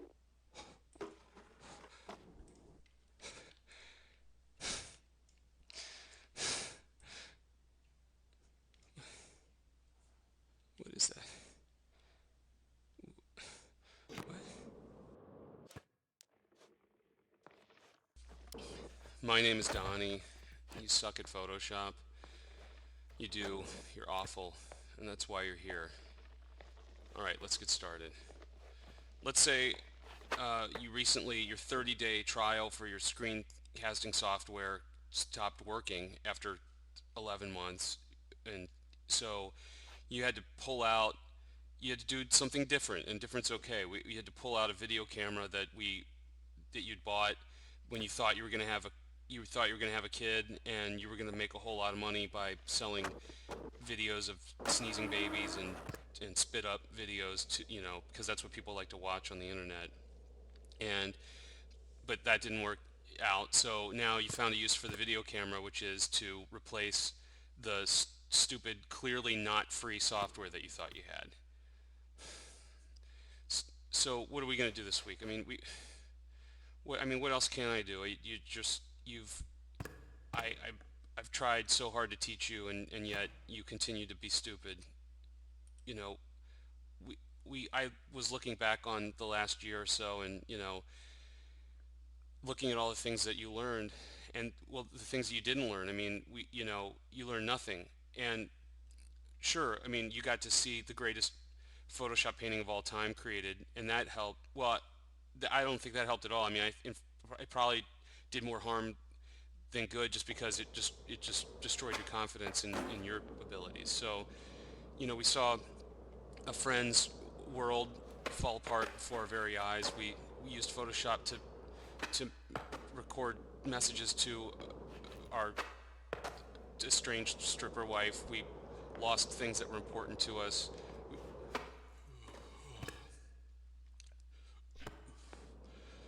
We created soundproofing to mask the inhuman activity going on in the hotel room next to us. We tried to cover up a stupid mistake. Enough said on this one. We dealt with terrible family issues. Ditto. We tried to go to a special place, but it just didn't last. We worked with some things we knew we'd never be able to touch, although after lessons learned, we discovered that probably wasn't such a bad thing. We tried to find the inner beauty under the hair. We used Photoshop for justice, blew up Mexico, made some money on eBay, shut down 7 years of pain and misery, hurt the innocent, and that brings us back to the beginning. Where all the trouble began. I mean, maybe what happened was we just made some stupid decisions with Photoshop that ended up having like the Ashton Kutcher thing, where you did one thing in Photoshop and then that changed everything down the line. That 70s show. This is our chance to go back in time and fix things. Maybe Photoshop will allow us to do that. The big question we have to ask ourselves is, who are you? Who is Donnie Hoyle?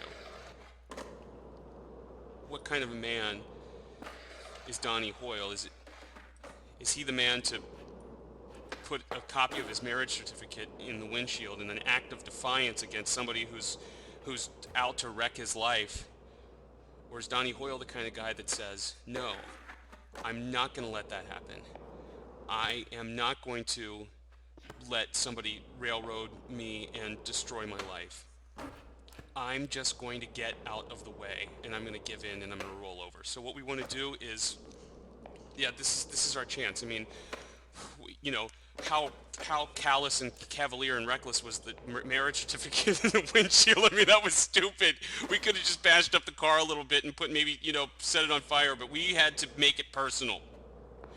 So now what we want to do is we want to say, dude, I made a terrible, terrible mistake, and we want to make that message clear for him and for everybody to see. So let's grab a brush, and what we want to do is just write a message that says, you know, I'm sorry. You know, enjoy my wife. And what we'll do is we're gonna take this and we're gonna put it right in the windshield. So Command T to transform, and please don't talk back to me right now. I want you to listen, and I want you to understand this, because I think this is the first and only right thing we've ever done together. So what do we need to do? We need to flip it around so that he can see it when he gets into his van and does his business, because hey, it's not our business. So edit, transform, flip horizontal, Command T, and now what we're going to do is, hey, I know what you did. Hey, listen, maybe you could just stop using your brain, which clearly doesn't work, and listen to me, because it's clear who the teacher and who the teachee is. So let's edit, transform, distort, and we're just gonna tuck it right into this windshield, make it, you know, look like we walked up without any angry intentions, and we just very friendly, you know, put our finger in the frost and made the message that is hopefully going to clear everything up. And we can go to let's try a layer effect overlay. That looks pretty good, like it was written right there in the frost. And hello, Donnie. What are you doing here? I'm going to kill you, Donnie Hoyle. I'm going to kill you. Are you hugging me?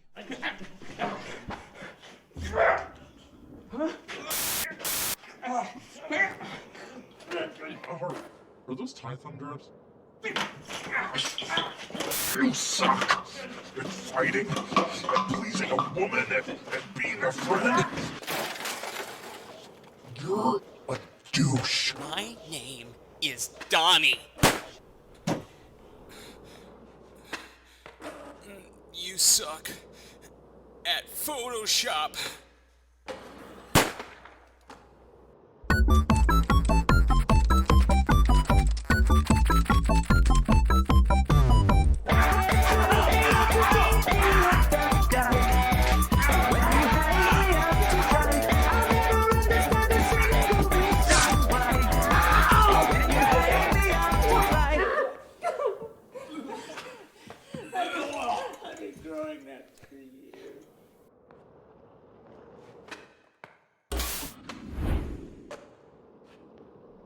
My name is Donnie, and you suck at Photoshop.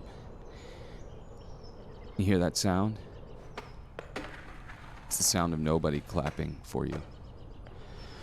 Let's say you've been gone for a while, and you narrowly escaped a homicidal attack, and you found solace in a remote location where you thought you would have enlightenment and peace and quiet, but In the meantime, you discover that the fun stick that your ex-wife has been breaking records with embabied her, and so 4 years later, there's a 4-year-old maniac running around who is hell-bent on destroying your legacy and stealing your intellectual property and running up attorney bills with a lawyer who clearly works for a larger organization.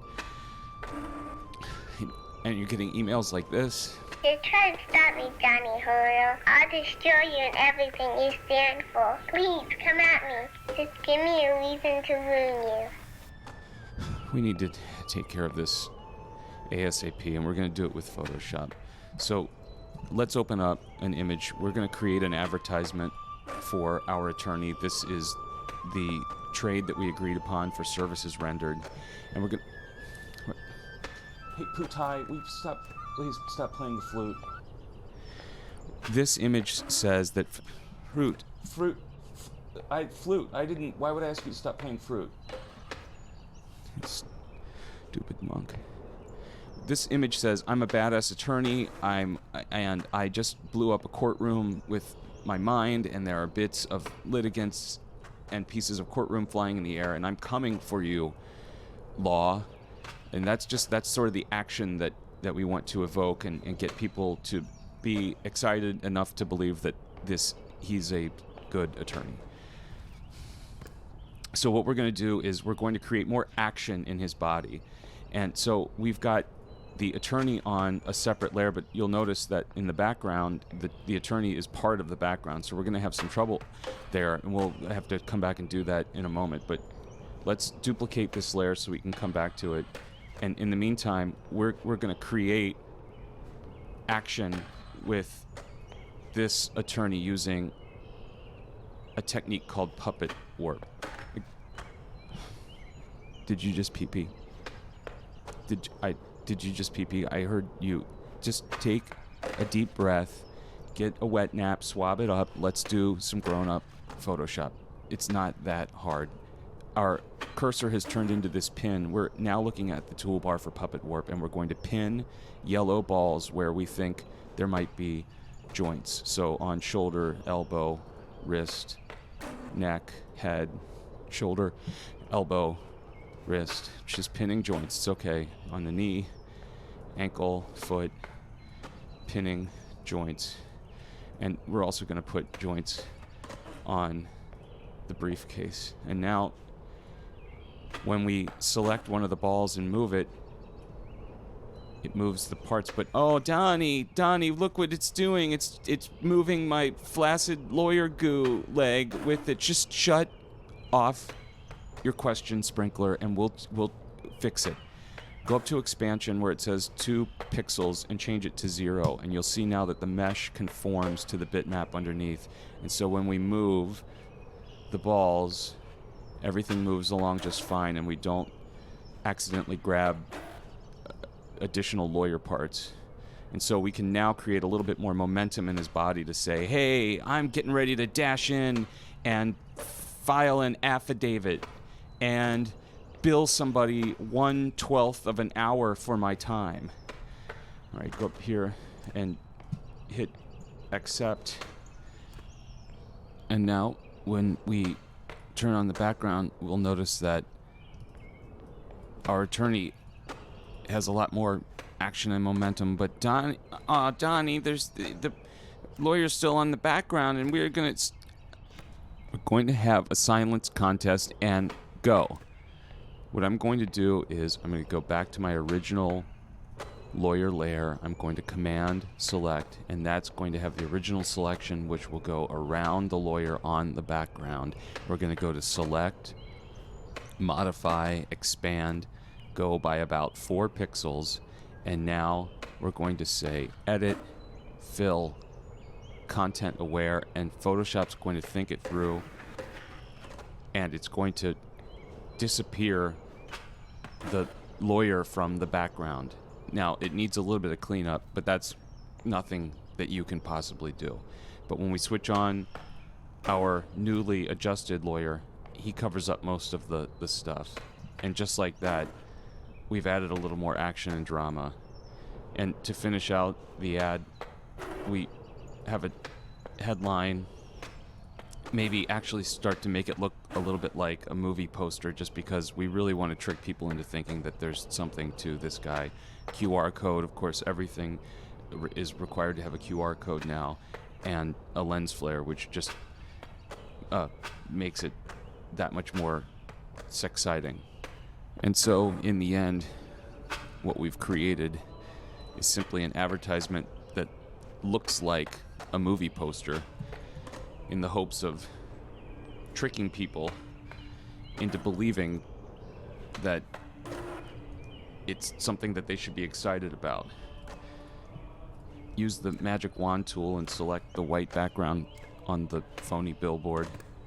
Select our ad layer, click the ad layer mask, and now unhinge the mask and the artwork and select edit, transform, distort to squeegee the ad into the billboard.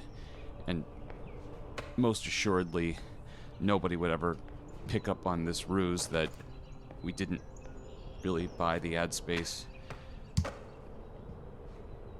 Right?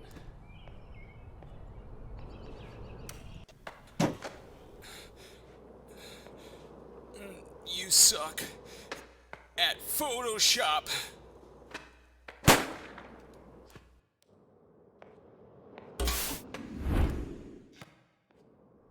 My name is Donnie, and you suck at Photoshop. But that's not a me problem, that's a you problem. First of all, I'd like to extend an honorable mention to all of the Kinder shoppers who didn't fudge their pull-ups when I asked them to help me spread the word to my attorney that the ad we created was placed in legitimate advertising places, and that we fulfilled our obligation in trade to our lawyer. So, congratulations, D-, you passed. But now it's time for you to take a journey. It's time for both of us to take a journey. Let's open up a photo that says, "A second chance has begun." A photo of a cat that your ex-wife rescued without telling you and turned your house into a shit aquarium and created all sorts of turmoil,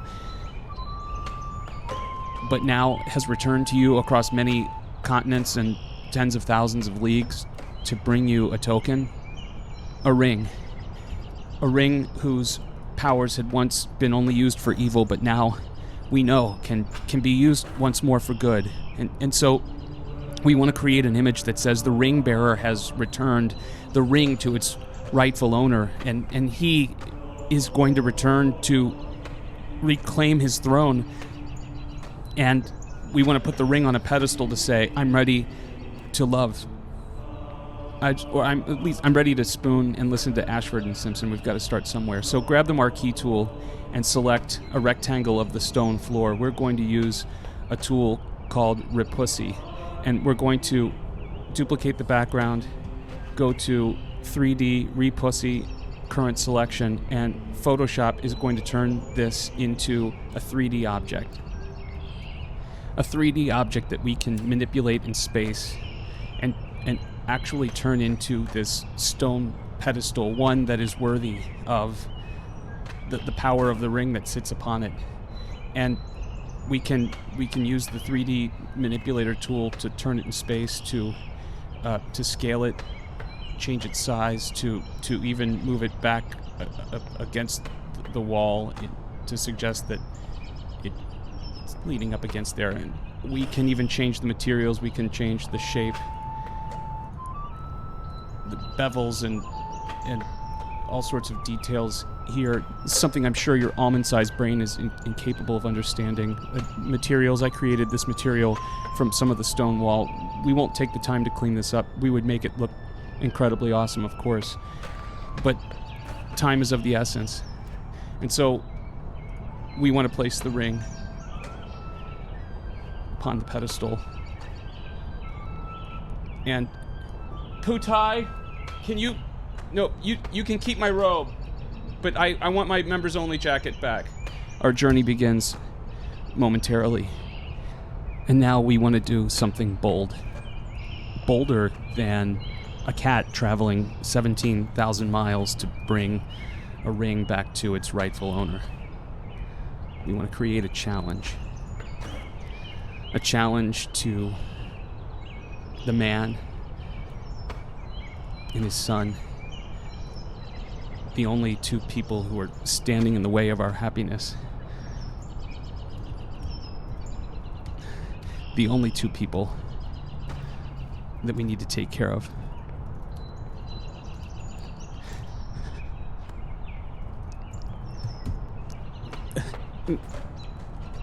But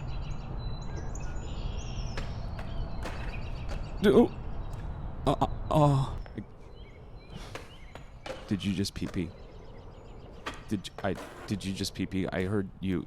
Just take a deep breath, get a wet nap, swab it up. Let's do some grown-up Photoshop. It's not that hard.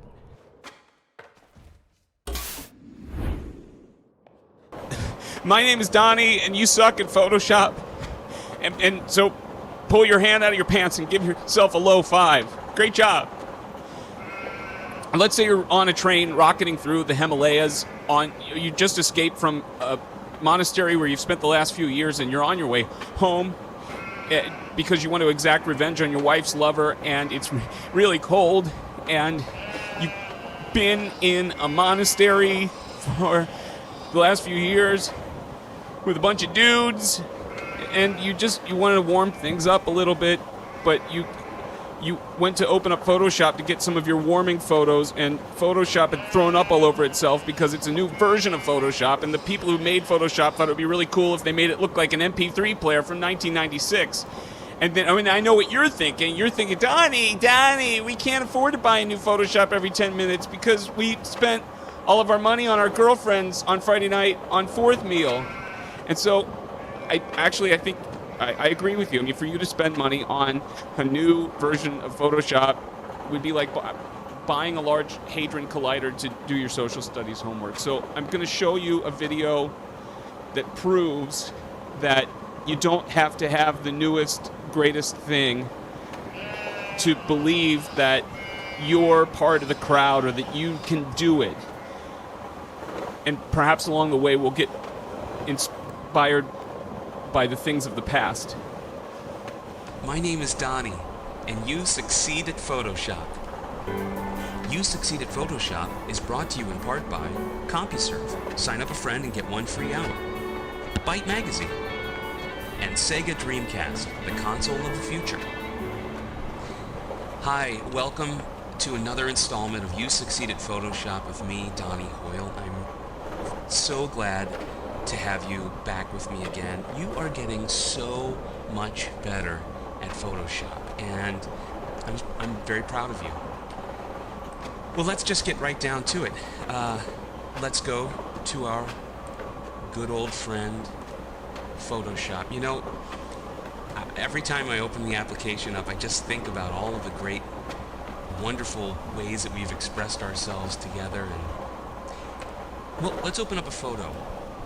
Maybe you recently went on a camping trip with that new special someone that you've been spending, well, a lot of time with. And you and some very good friends from your high school days threw a bunch of tents and supplies in a camper and headed on out to do some camping together. Let's open up a photo, and I've got this great photo here, and as you can see, it's a beautiful day. The colors aren't as rich as they could be, and in fact, they're not balanced quite right. What can we do? Huh. I know what you were gonna say. Let's use the hue and saturation tool. That good for you. That's, even though that's not correct, it's great that you're taking the initiative to try and come up with different ways that you can do it, but why don't you let me show you the right way to do it? Does that sound good? Okay. We're going to actually go to Image, Adjust, Color Balance. I'm balance the color this way. Now, what this allows us to do is we actually have a little bit more precise control over the different types of colors in the image, and allows us to focus in on certain things. So I definitely think the sky was a lot bluer that day, you know? And so what we want to do... I'm down in the basement working on my Photoshop video series, milady. Love is a mini Donnie! No, you have to use press the TV video button. And tape over Quantum Leap, but don't tape over Touched by an Angel. Touched by an Angel! Lady Loveberry, I love you! I love you! Okay, well, let's start by hitting the midtones. We'll select the midtones here, and we're going to bring up the blue. And we'll be very careful. Oh, by the way, we have to click the preview icon here so we can see what we're doing. We want to make sure we don't get too much blue in there. And okay, that's looking pretty good. And we haven't done too much here to the other colors yet. Let's go to highlights because the sky is really a brighter part up there, and we can start to see the sky coming up. Oh, what's happening?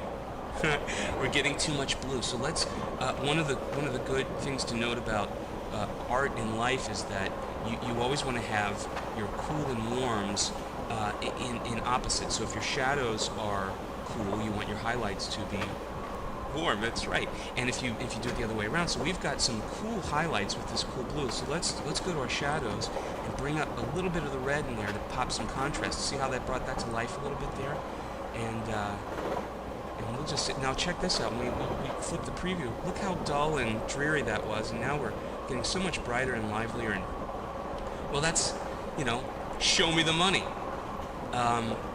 So. Donnie! I'm gonna be right up, sweetie. Sugar bumps. So let's try that with another image that might have a little bit punchier color. It's gonna be a little stronger, and see if we can do the same thing. Let's see. Oh, this is a good one. I've got this heading home. This was on our way back from the trip, and look at those oranges there. We really. What? Nothing. Nothing will stop us from painting this picture. Nothing will keep us from exacting our revenge. Where are you, man? Come on! Man, where are you? We want to create an image that says the ring bearer has returned the ring to its rightful owner, and he is going to return to reclaim his throne.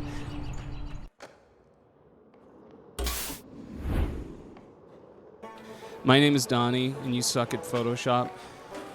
And there's a really good chance that you won't understand a single thing that I tell you in this lesson. So maybe just turn your sound down and put on some Kesha or whatever you listen to, make yourself feel smarter.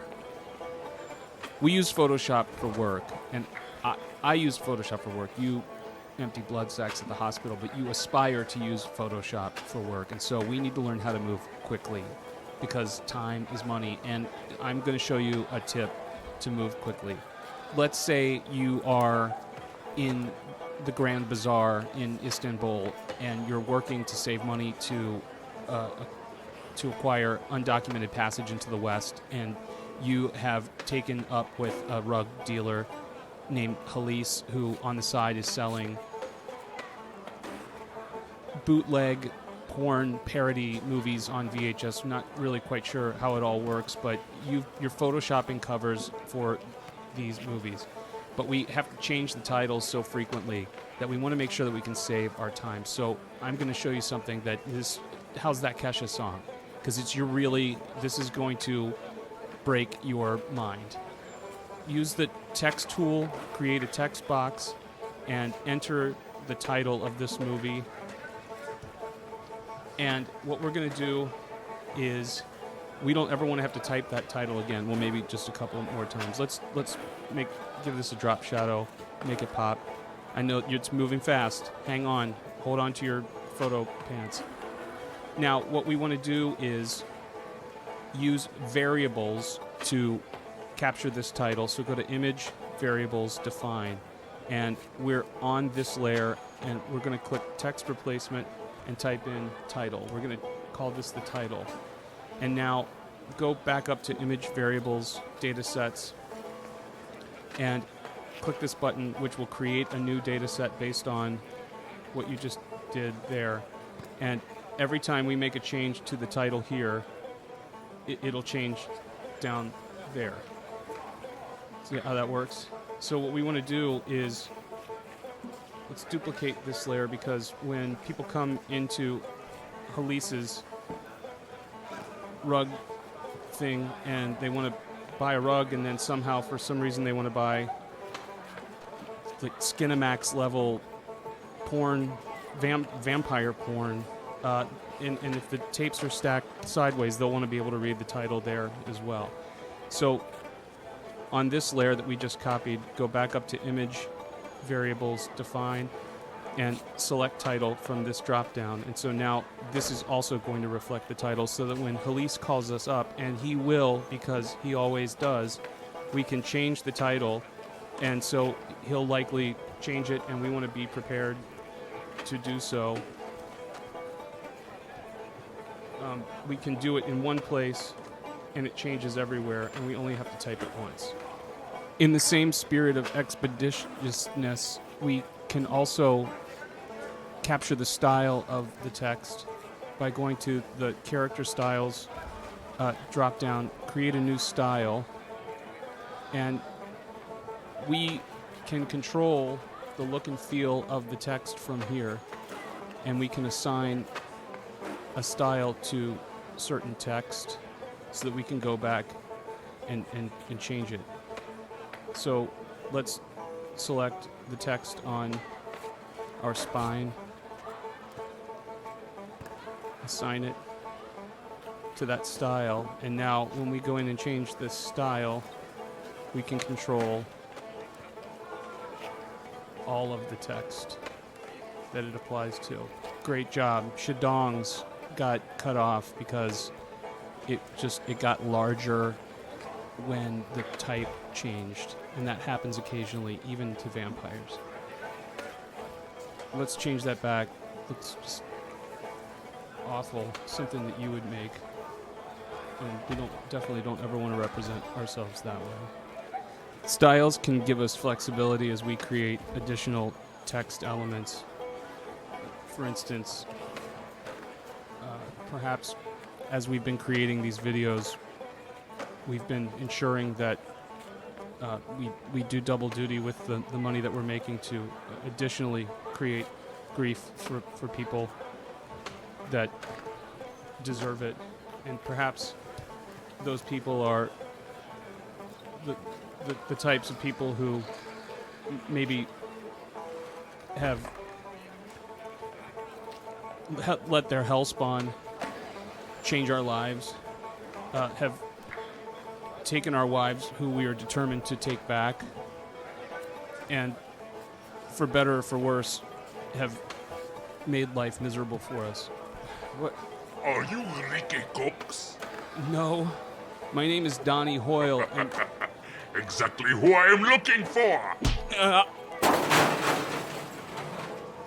Let's say you're on a train rocketing through the Himalayas. You just escaped from a monastery where you've spent the last few years, and you're on your way home because you want to exact revenge on your wife's lover, and it's really cold. My name is Donnie, and you suck at Photoshop. You're the worst. You're the Nickelback of Photoshop. You're Nickelback.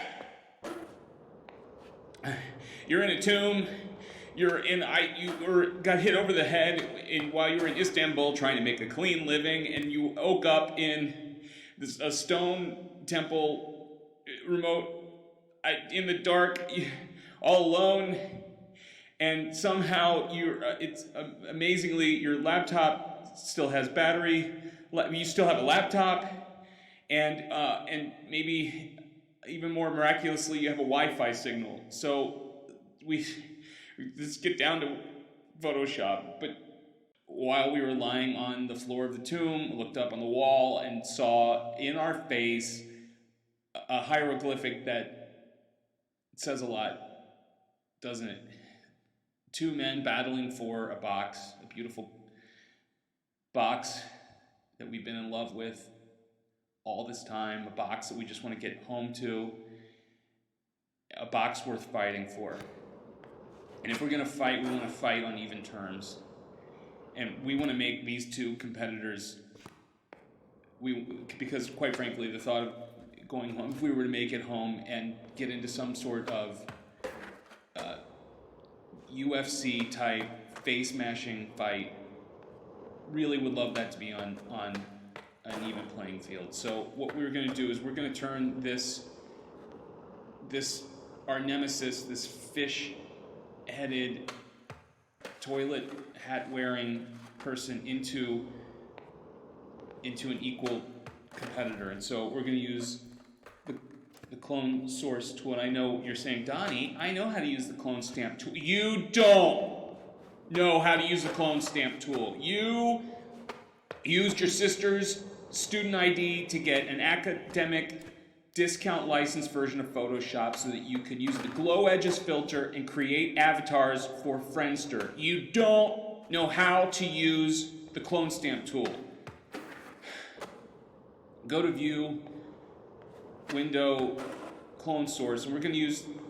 This is going to be the hardest thing that you've ever learned, and it's good that I'm going to die in this box, so I don't have to see how terrible you apply it.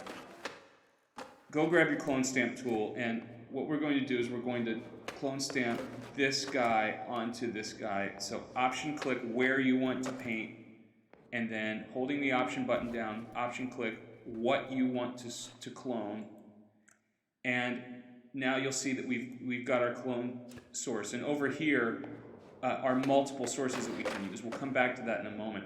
Just don't cry. Everything's going to be fine.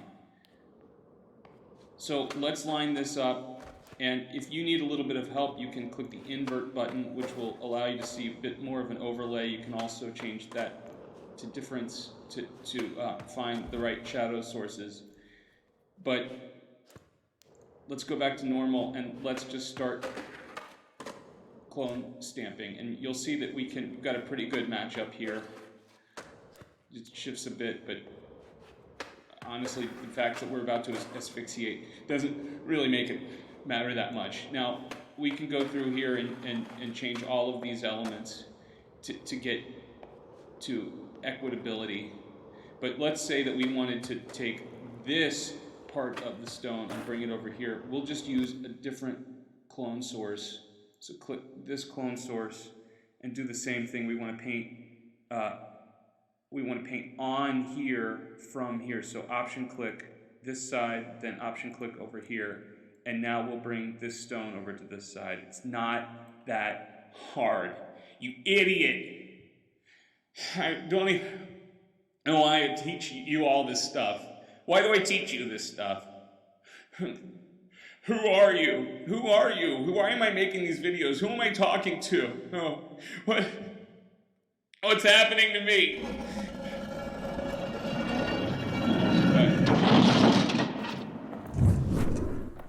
God, how did you find me? Use the text tool, create a text box, and enter the title of this movie. And what we're going to do is we don't ever want to have to type that title again. Well, maybe just a couple more times.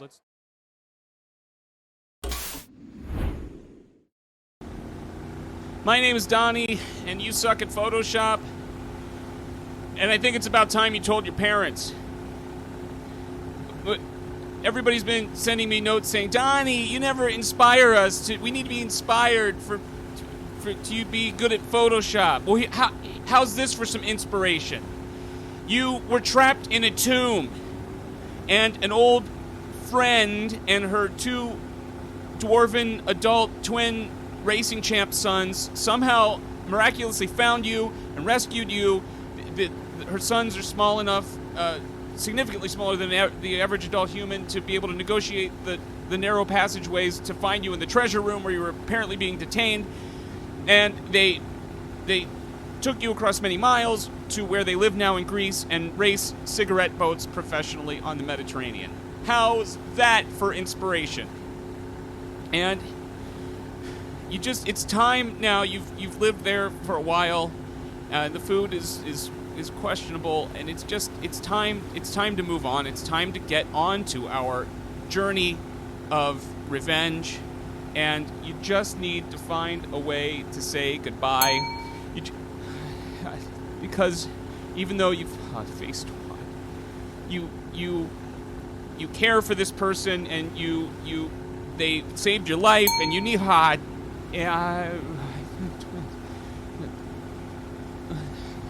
Raffle-Cuffle. You just need to go, and so you've decided that the way you need to go is by kidnapping the two sons and their boat, and convincing them that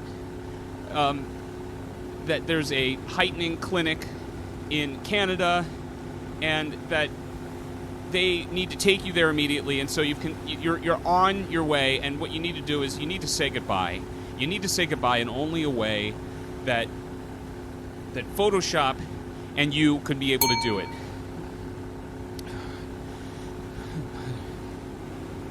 So let's open up Photoshop, and I've got an image of my current location that I was able to download on the internet even while racing in this boat. And this is an enormous file. It's very large. It's got a lot of data. As you can see, it's a very detailed nautical map, and it's impossible for somebody to be able to see in a size that we could send with such terrible connectivity out in the middle of the Mediterranean Sea. So what we need to do is we need to use a tool that's going to allow this person to see this image the way we need them to, and we're going to use this tool called Zoomify. Since I know what just happened. A little part of you started crying inside. Donnie, why are you doing the hard stuff? I'm doing the hard stuff because you need to grow up. So what we're gonna do is we're gonna be somewhat caring, because this person was kind enough to save our lives. We're somewhere about here. We just need to let her know what our most recent whereabouts, and we're going to use the opportunity to do what we weren't able to do in person, and what, honestly, because we're just simply running out of minutes on our international prepaid mobile phone, we need to send the message here that says, we're going, and we're never coming back. And hopefully this won't be too jarring, coming across in a map that will be seen in a web browser. The hope is that maybe the small point size will delay the revelation. So now we're going to go to File, Export, Zoomify. Zoomify is going to ask us where we want to put it. We're going to create a folder called Sayonara. We're going to keep these image tile options, and then we can just determine what size of the frame in the web browser. We're going to do it at 600 by 600. Click OK. Now while we're waiting, Photoshop is going to think really long and hard about what we've done here, and it's going to ask, bye. And it's going to open this up in a web browser for us. And as you can see now, we have the tools to zoom. We can double click and zoom. We can click and drag around on the map, and we get all of the detail here without having to have it in one giant file. And we can zoom out, and now we know that our message will be seen at the appropriate time. So what we're going to do is we're going to go out, and we're going to find that file, and we're going. It's this folder right here. We're going to compress it, and then we're going to throw it up into our Dropbox in a place where we can readily let somebody access it. And this is the time we're going to.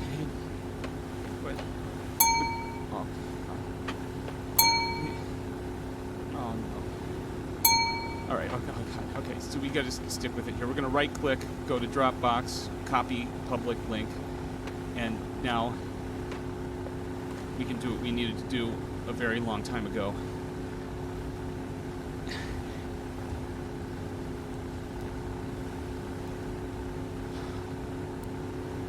Goodbye.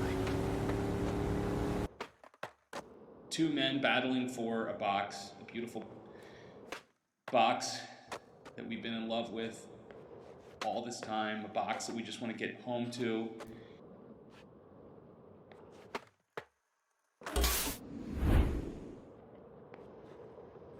My name is Donnie, and you suck at Photoshop.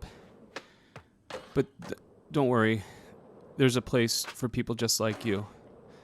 Last place.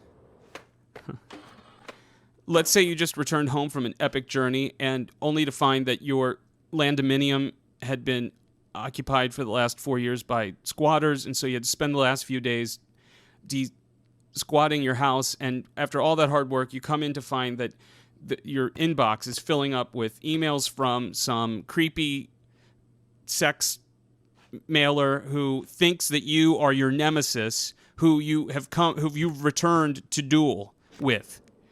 And so, and what's more infuriating is that, I mean, she clearly has a very loose grasp on sexual innuendo. A lot of things don't quite make sense. She fortunately has provided a photo of herself that we'll use in just a moment, but this is the guy who stole your wife and put a baby in her and kicked you out of your own life. And now he's hot pie in the windowsill. Doesn't make much sense. He's trying to destroy even her life now, and because you've decided that you're coming back to win her back and rescue her, that this is even more infuriating than ever before, again with the pie.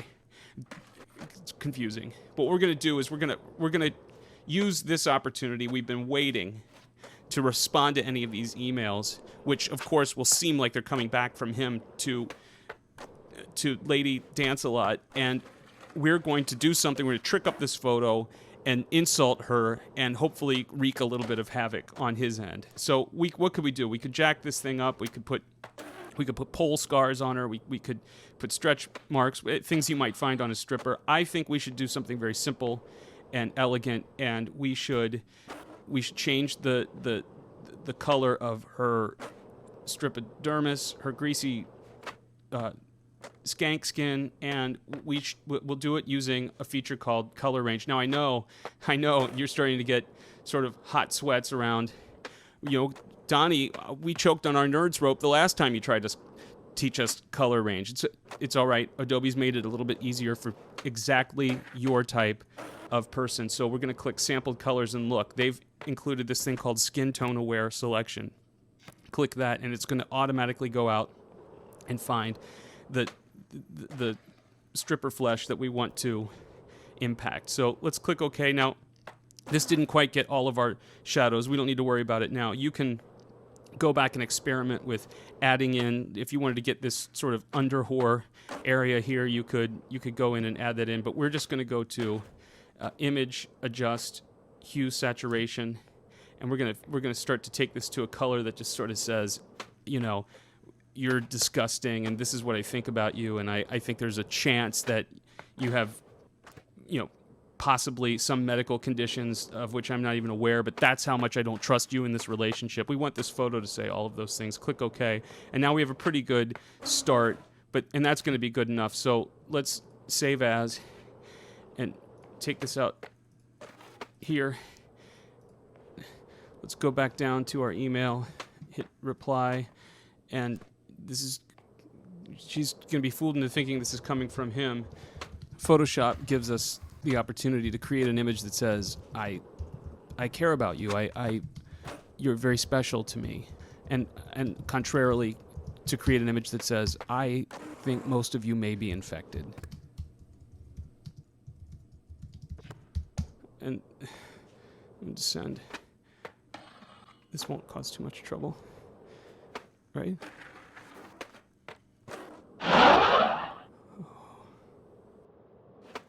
And we're going to use this tool called Zoomify.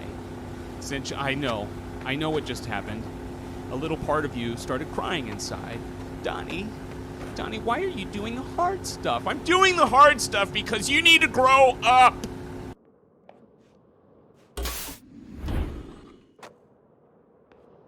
My name is Donnie, and you suck at Photoshop. And every second, somewhere in the world, a child is born and covered in after-birth ejecta, knows more about Photoshop than you do. How does that feel? About right. You have challenged your nemesis to a duel and amateur cage match in an octagon, and he has taken up your challenge, picked up your gauntlet, and this is happening. And you know that this is the right thing to do because it's the only way to prove to your soulmate that your love is pure, your intentions are good, and that together forever in eternity you shall be one, as it was written.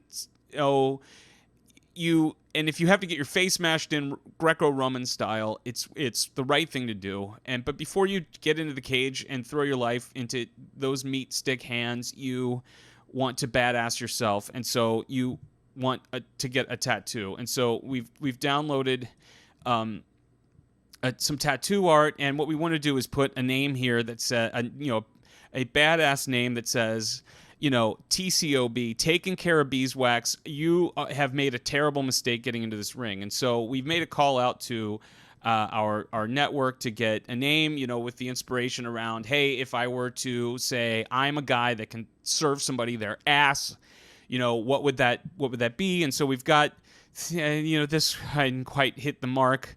It's not bad. Ass giver, and then maybe just take one of these, like maybe the Ask Giver of Dreams. So what we're going to do is we're going to go back into Photoshop, and we're going to use a tool that you haven't touched since I tried to teach it to you 4.5 years ago. This tool, which you probably look at and say, oh, what is that tool? Is it the calligraphy tool? Is that what I make wedding invitations with? And the answer is no. Click it. It's the pen tool, and you're going to click and make a path, click and drag and make a Bezier path. We're going to do it like this. This is a tool that, every morning an Adobe employee wakes up on a pile of money covered in strippers and says, hey, thanks, universe of stupids, for, giving me $1,100 for something that you never use. We're going to grab the type tool, and when you hover over the path, the type tool changes into this. See how great this interface is? Thanks. Thanks, computer scientists, guys. That's great. We're going to click that, and this little bobble thing here, again, you're going to have to click the command key and hold on to that and click with your mouse and drag it over so that, we can extend across the entire line. Our text is set to align center, so we can just start typing. And if that happens, it's on the other side. You have to do clicky thing again and lift it up so that it's up on top. The Ask Giver of Dreams. It made more sense before. Now, if we run a space there, we're going to have to drop the type size. And actually, we want to get a more, we want to get kind of that meathead, the kind of type that's on those T-shirts that you see at Walmart that tough guys wear now. And we want to lower that down. And now we have to grab. This is just terrible. And then now we've got that, and that's pretty good. And so if you want to, you can Command T and size that up and mess around with it till it fits in there. And then what you're going to do is you can either print that out and send it to, or you can, if your tattoo artist is a little more digitally savvy, you can save it as a JPEG and email it to them. But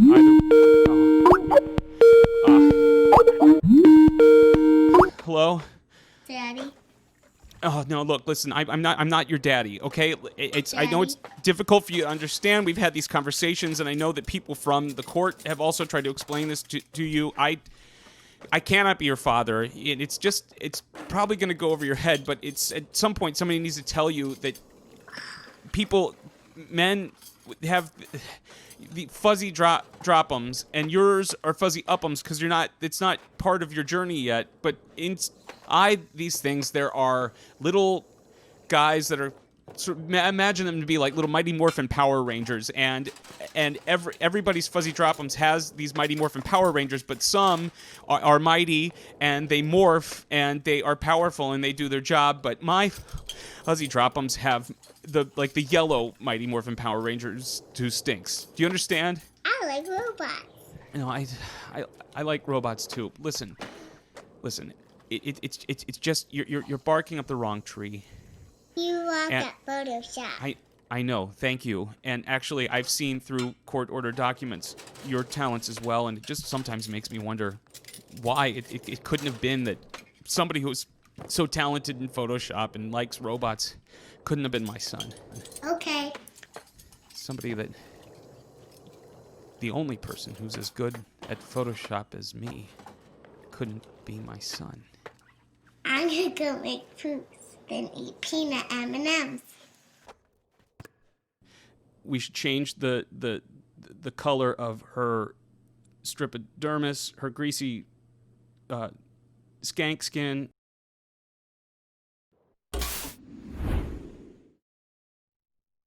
My name is Donnie, and you suck at Photoshop. So hard, you turned it inside out. Are you proud of yourself? It's happening. You're minutes away from the title fight of your life against your arch nemesis for the hand of the woman you love, and you just, at the last second, you realized that the last time you updated a reference photo for how you want your gravestone to be treated, you remembered that it was you had based it on a pop culture reference around Shia LaBeouf, and that you never expected his career to disintegrate so quickly, and now the ironic punchline on your gravestone is completely irrelevant, and you need to update it quickly. And so but you need to do it quickly. We got to make it happen. So let's open up the photo, and we've already created the artwork, but we just simply want to make sure that this time people understand the chisel, the depth and quality of the chisel that you're seeking, because it's an important part of your immortal memory stone. So what we want to do is we want to create an emboss, and we just want to click the layer. And so, hey, listen, can you stop putting the Vaseline on my face? It's really starting to freak me out. You double-click your layer to open up the layer style, and we're going to select bevel and emboss. And you can see we're already starting to make some waves here. We want to select emboss. We want to go to chisel hard or chisel soft, whichever you're feeling. I prefer chisel hard. And then we want to make sure that it's down so it's actually going into the stone. And you can mess with all of these settings. Don't touch this right now. Get your mouse away from it. Use global light. We're going to come back to that in a second. Yeah, I know. No, I don't need any more tape. Stop taping me. And you can mess with the contour to get all kinds of sort of effects here. We're going to go with this straight angle here, and then we can also mess around with the highlight and shadow modes, but this is going to work right now. Listen, quite frankly, I just don't think you can handle any more selection items. We know where that goes with you. So let's click OK. But let's say, for instance, that throughout the week in your preparation, you realize that you have offended some foreign fighters who are part of the card, and some of which have threatened to, it doesn't make any sense, some have threatened to lay a sausage on your grave. At least that's what the translator said. So let's imagine that occurs, and we're going to open up an image of a sausage, and we'll copy and paste that onto the grave in surely the ceremonial way that these guys might do. And we want to create also a shadow for this, and select drop shadow. And don't touch that radio button checkbox. Ass. Click OK, and you'll see that we can mess with this drop shadow. Again, I just can't take you too far down the path because we know you're never ever going to be able to make it back. But we'll set up a shadow like that. Now, what if you needed to change the light source on everything on your document that used a shadow or some sort of light source? You don't have to go through each layer. Go to layer style, global light, and from here, in one fell swoop, you can change the angle of the shadow, and it will impact everything that is taking on a light source. You're welcome. We'll click OK. Gotta go. Get my... Goodbye. Goodbye, everyone. People, men have the fuzzy drop-ums, and yours are fuzzy up-ums because you're not, it's not...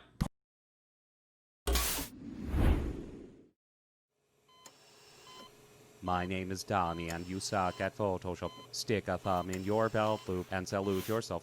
Let's say that you just completed the fight of your life against your nemesis in an octagon, in a mixed marital arts event, and among many other body parts. You broke your larynx and can no longer communicate vocally. You need to describe to the doctor which part of your body is injured. Let's use Photoshop to help. Open Photoshop and create a new image.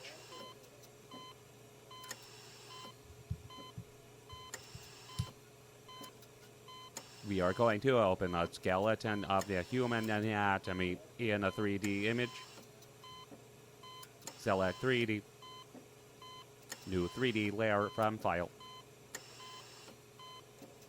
Here is a file that I saved earlier. Photoshop brings it into a 3D view. From here we can manipulate it. Rotate. Translate. Zoom. We need to paint on the skeleton the parts of the body that we've diagnosed as being broken. Select paintbrush and paint onto the skeleton.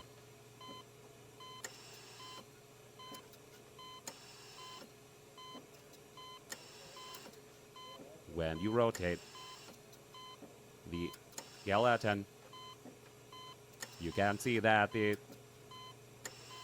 3D architecture has been colored.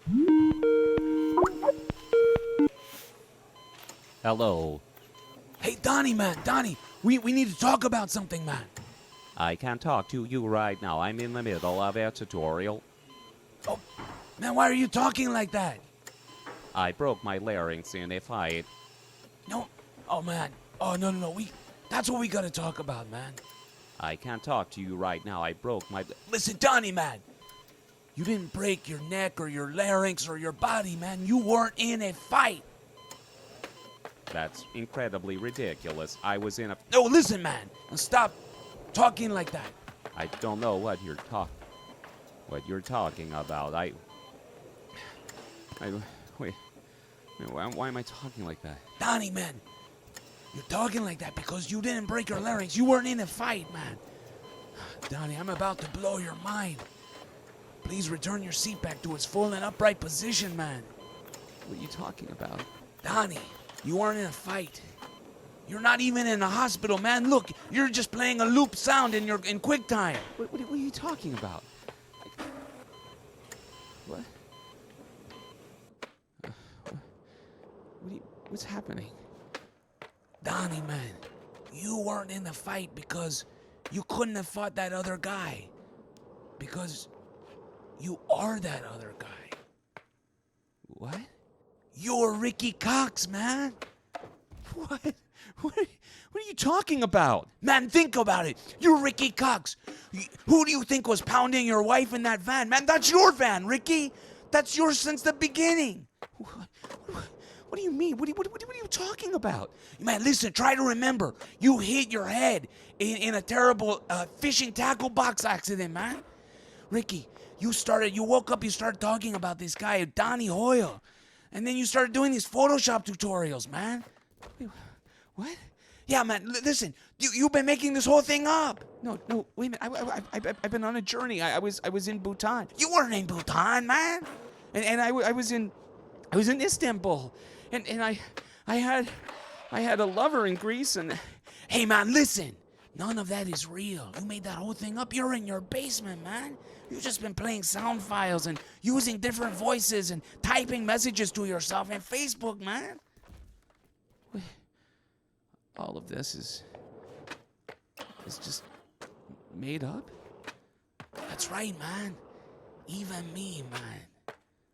Even me. You made me up too. It's just you talking to yourself in your basement. That's all this conversation is. No, that's not possible. It is. You're Ricky Cox. And now it's time to put Donnie Hoyle away forever. We can do it together. I don't understand. My name is Donnie Hoyle. My name is Donnie Hoyle. And you suck at Photoshop. Oh, man, that's bull. This can't be. I can't do this. I don't even understand what we're. Wait. That's right. It's your son. And he needs to talk to you. This is the most important conversation of your life. I don't know. Daddy? At the last second, you realized that the last time you updated a reference photo for how you want your gravestone to be treated, you remembered that it was you had based it on a pop culture reference around Shia LaBeouf, and that you never expected his career to disintegrate so quickly.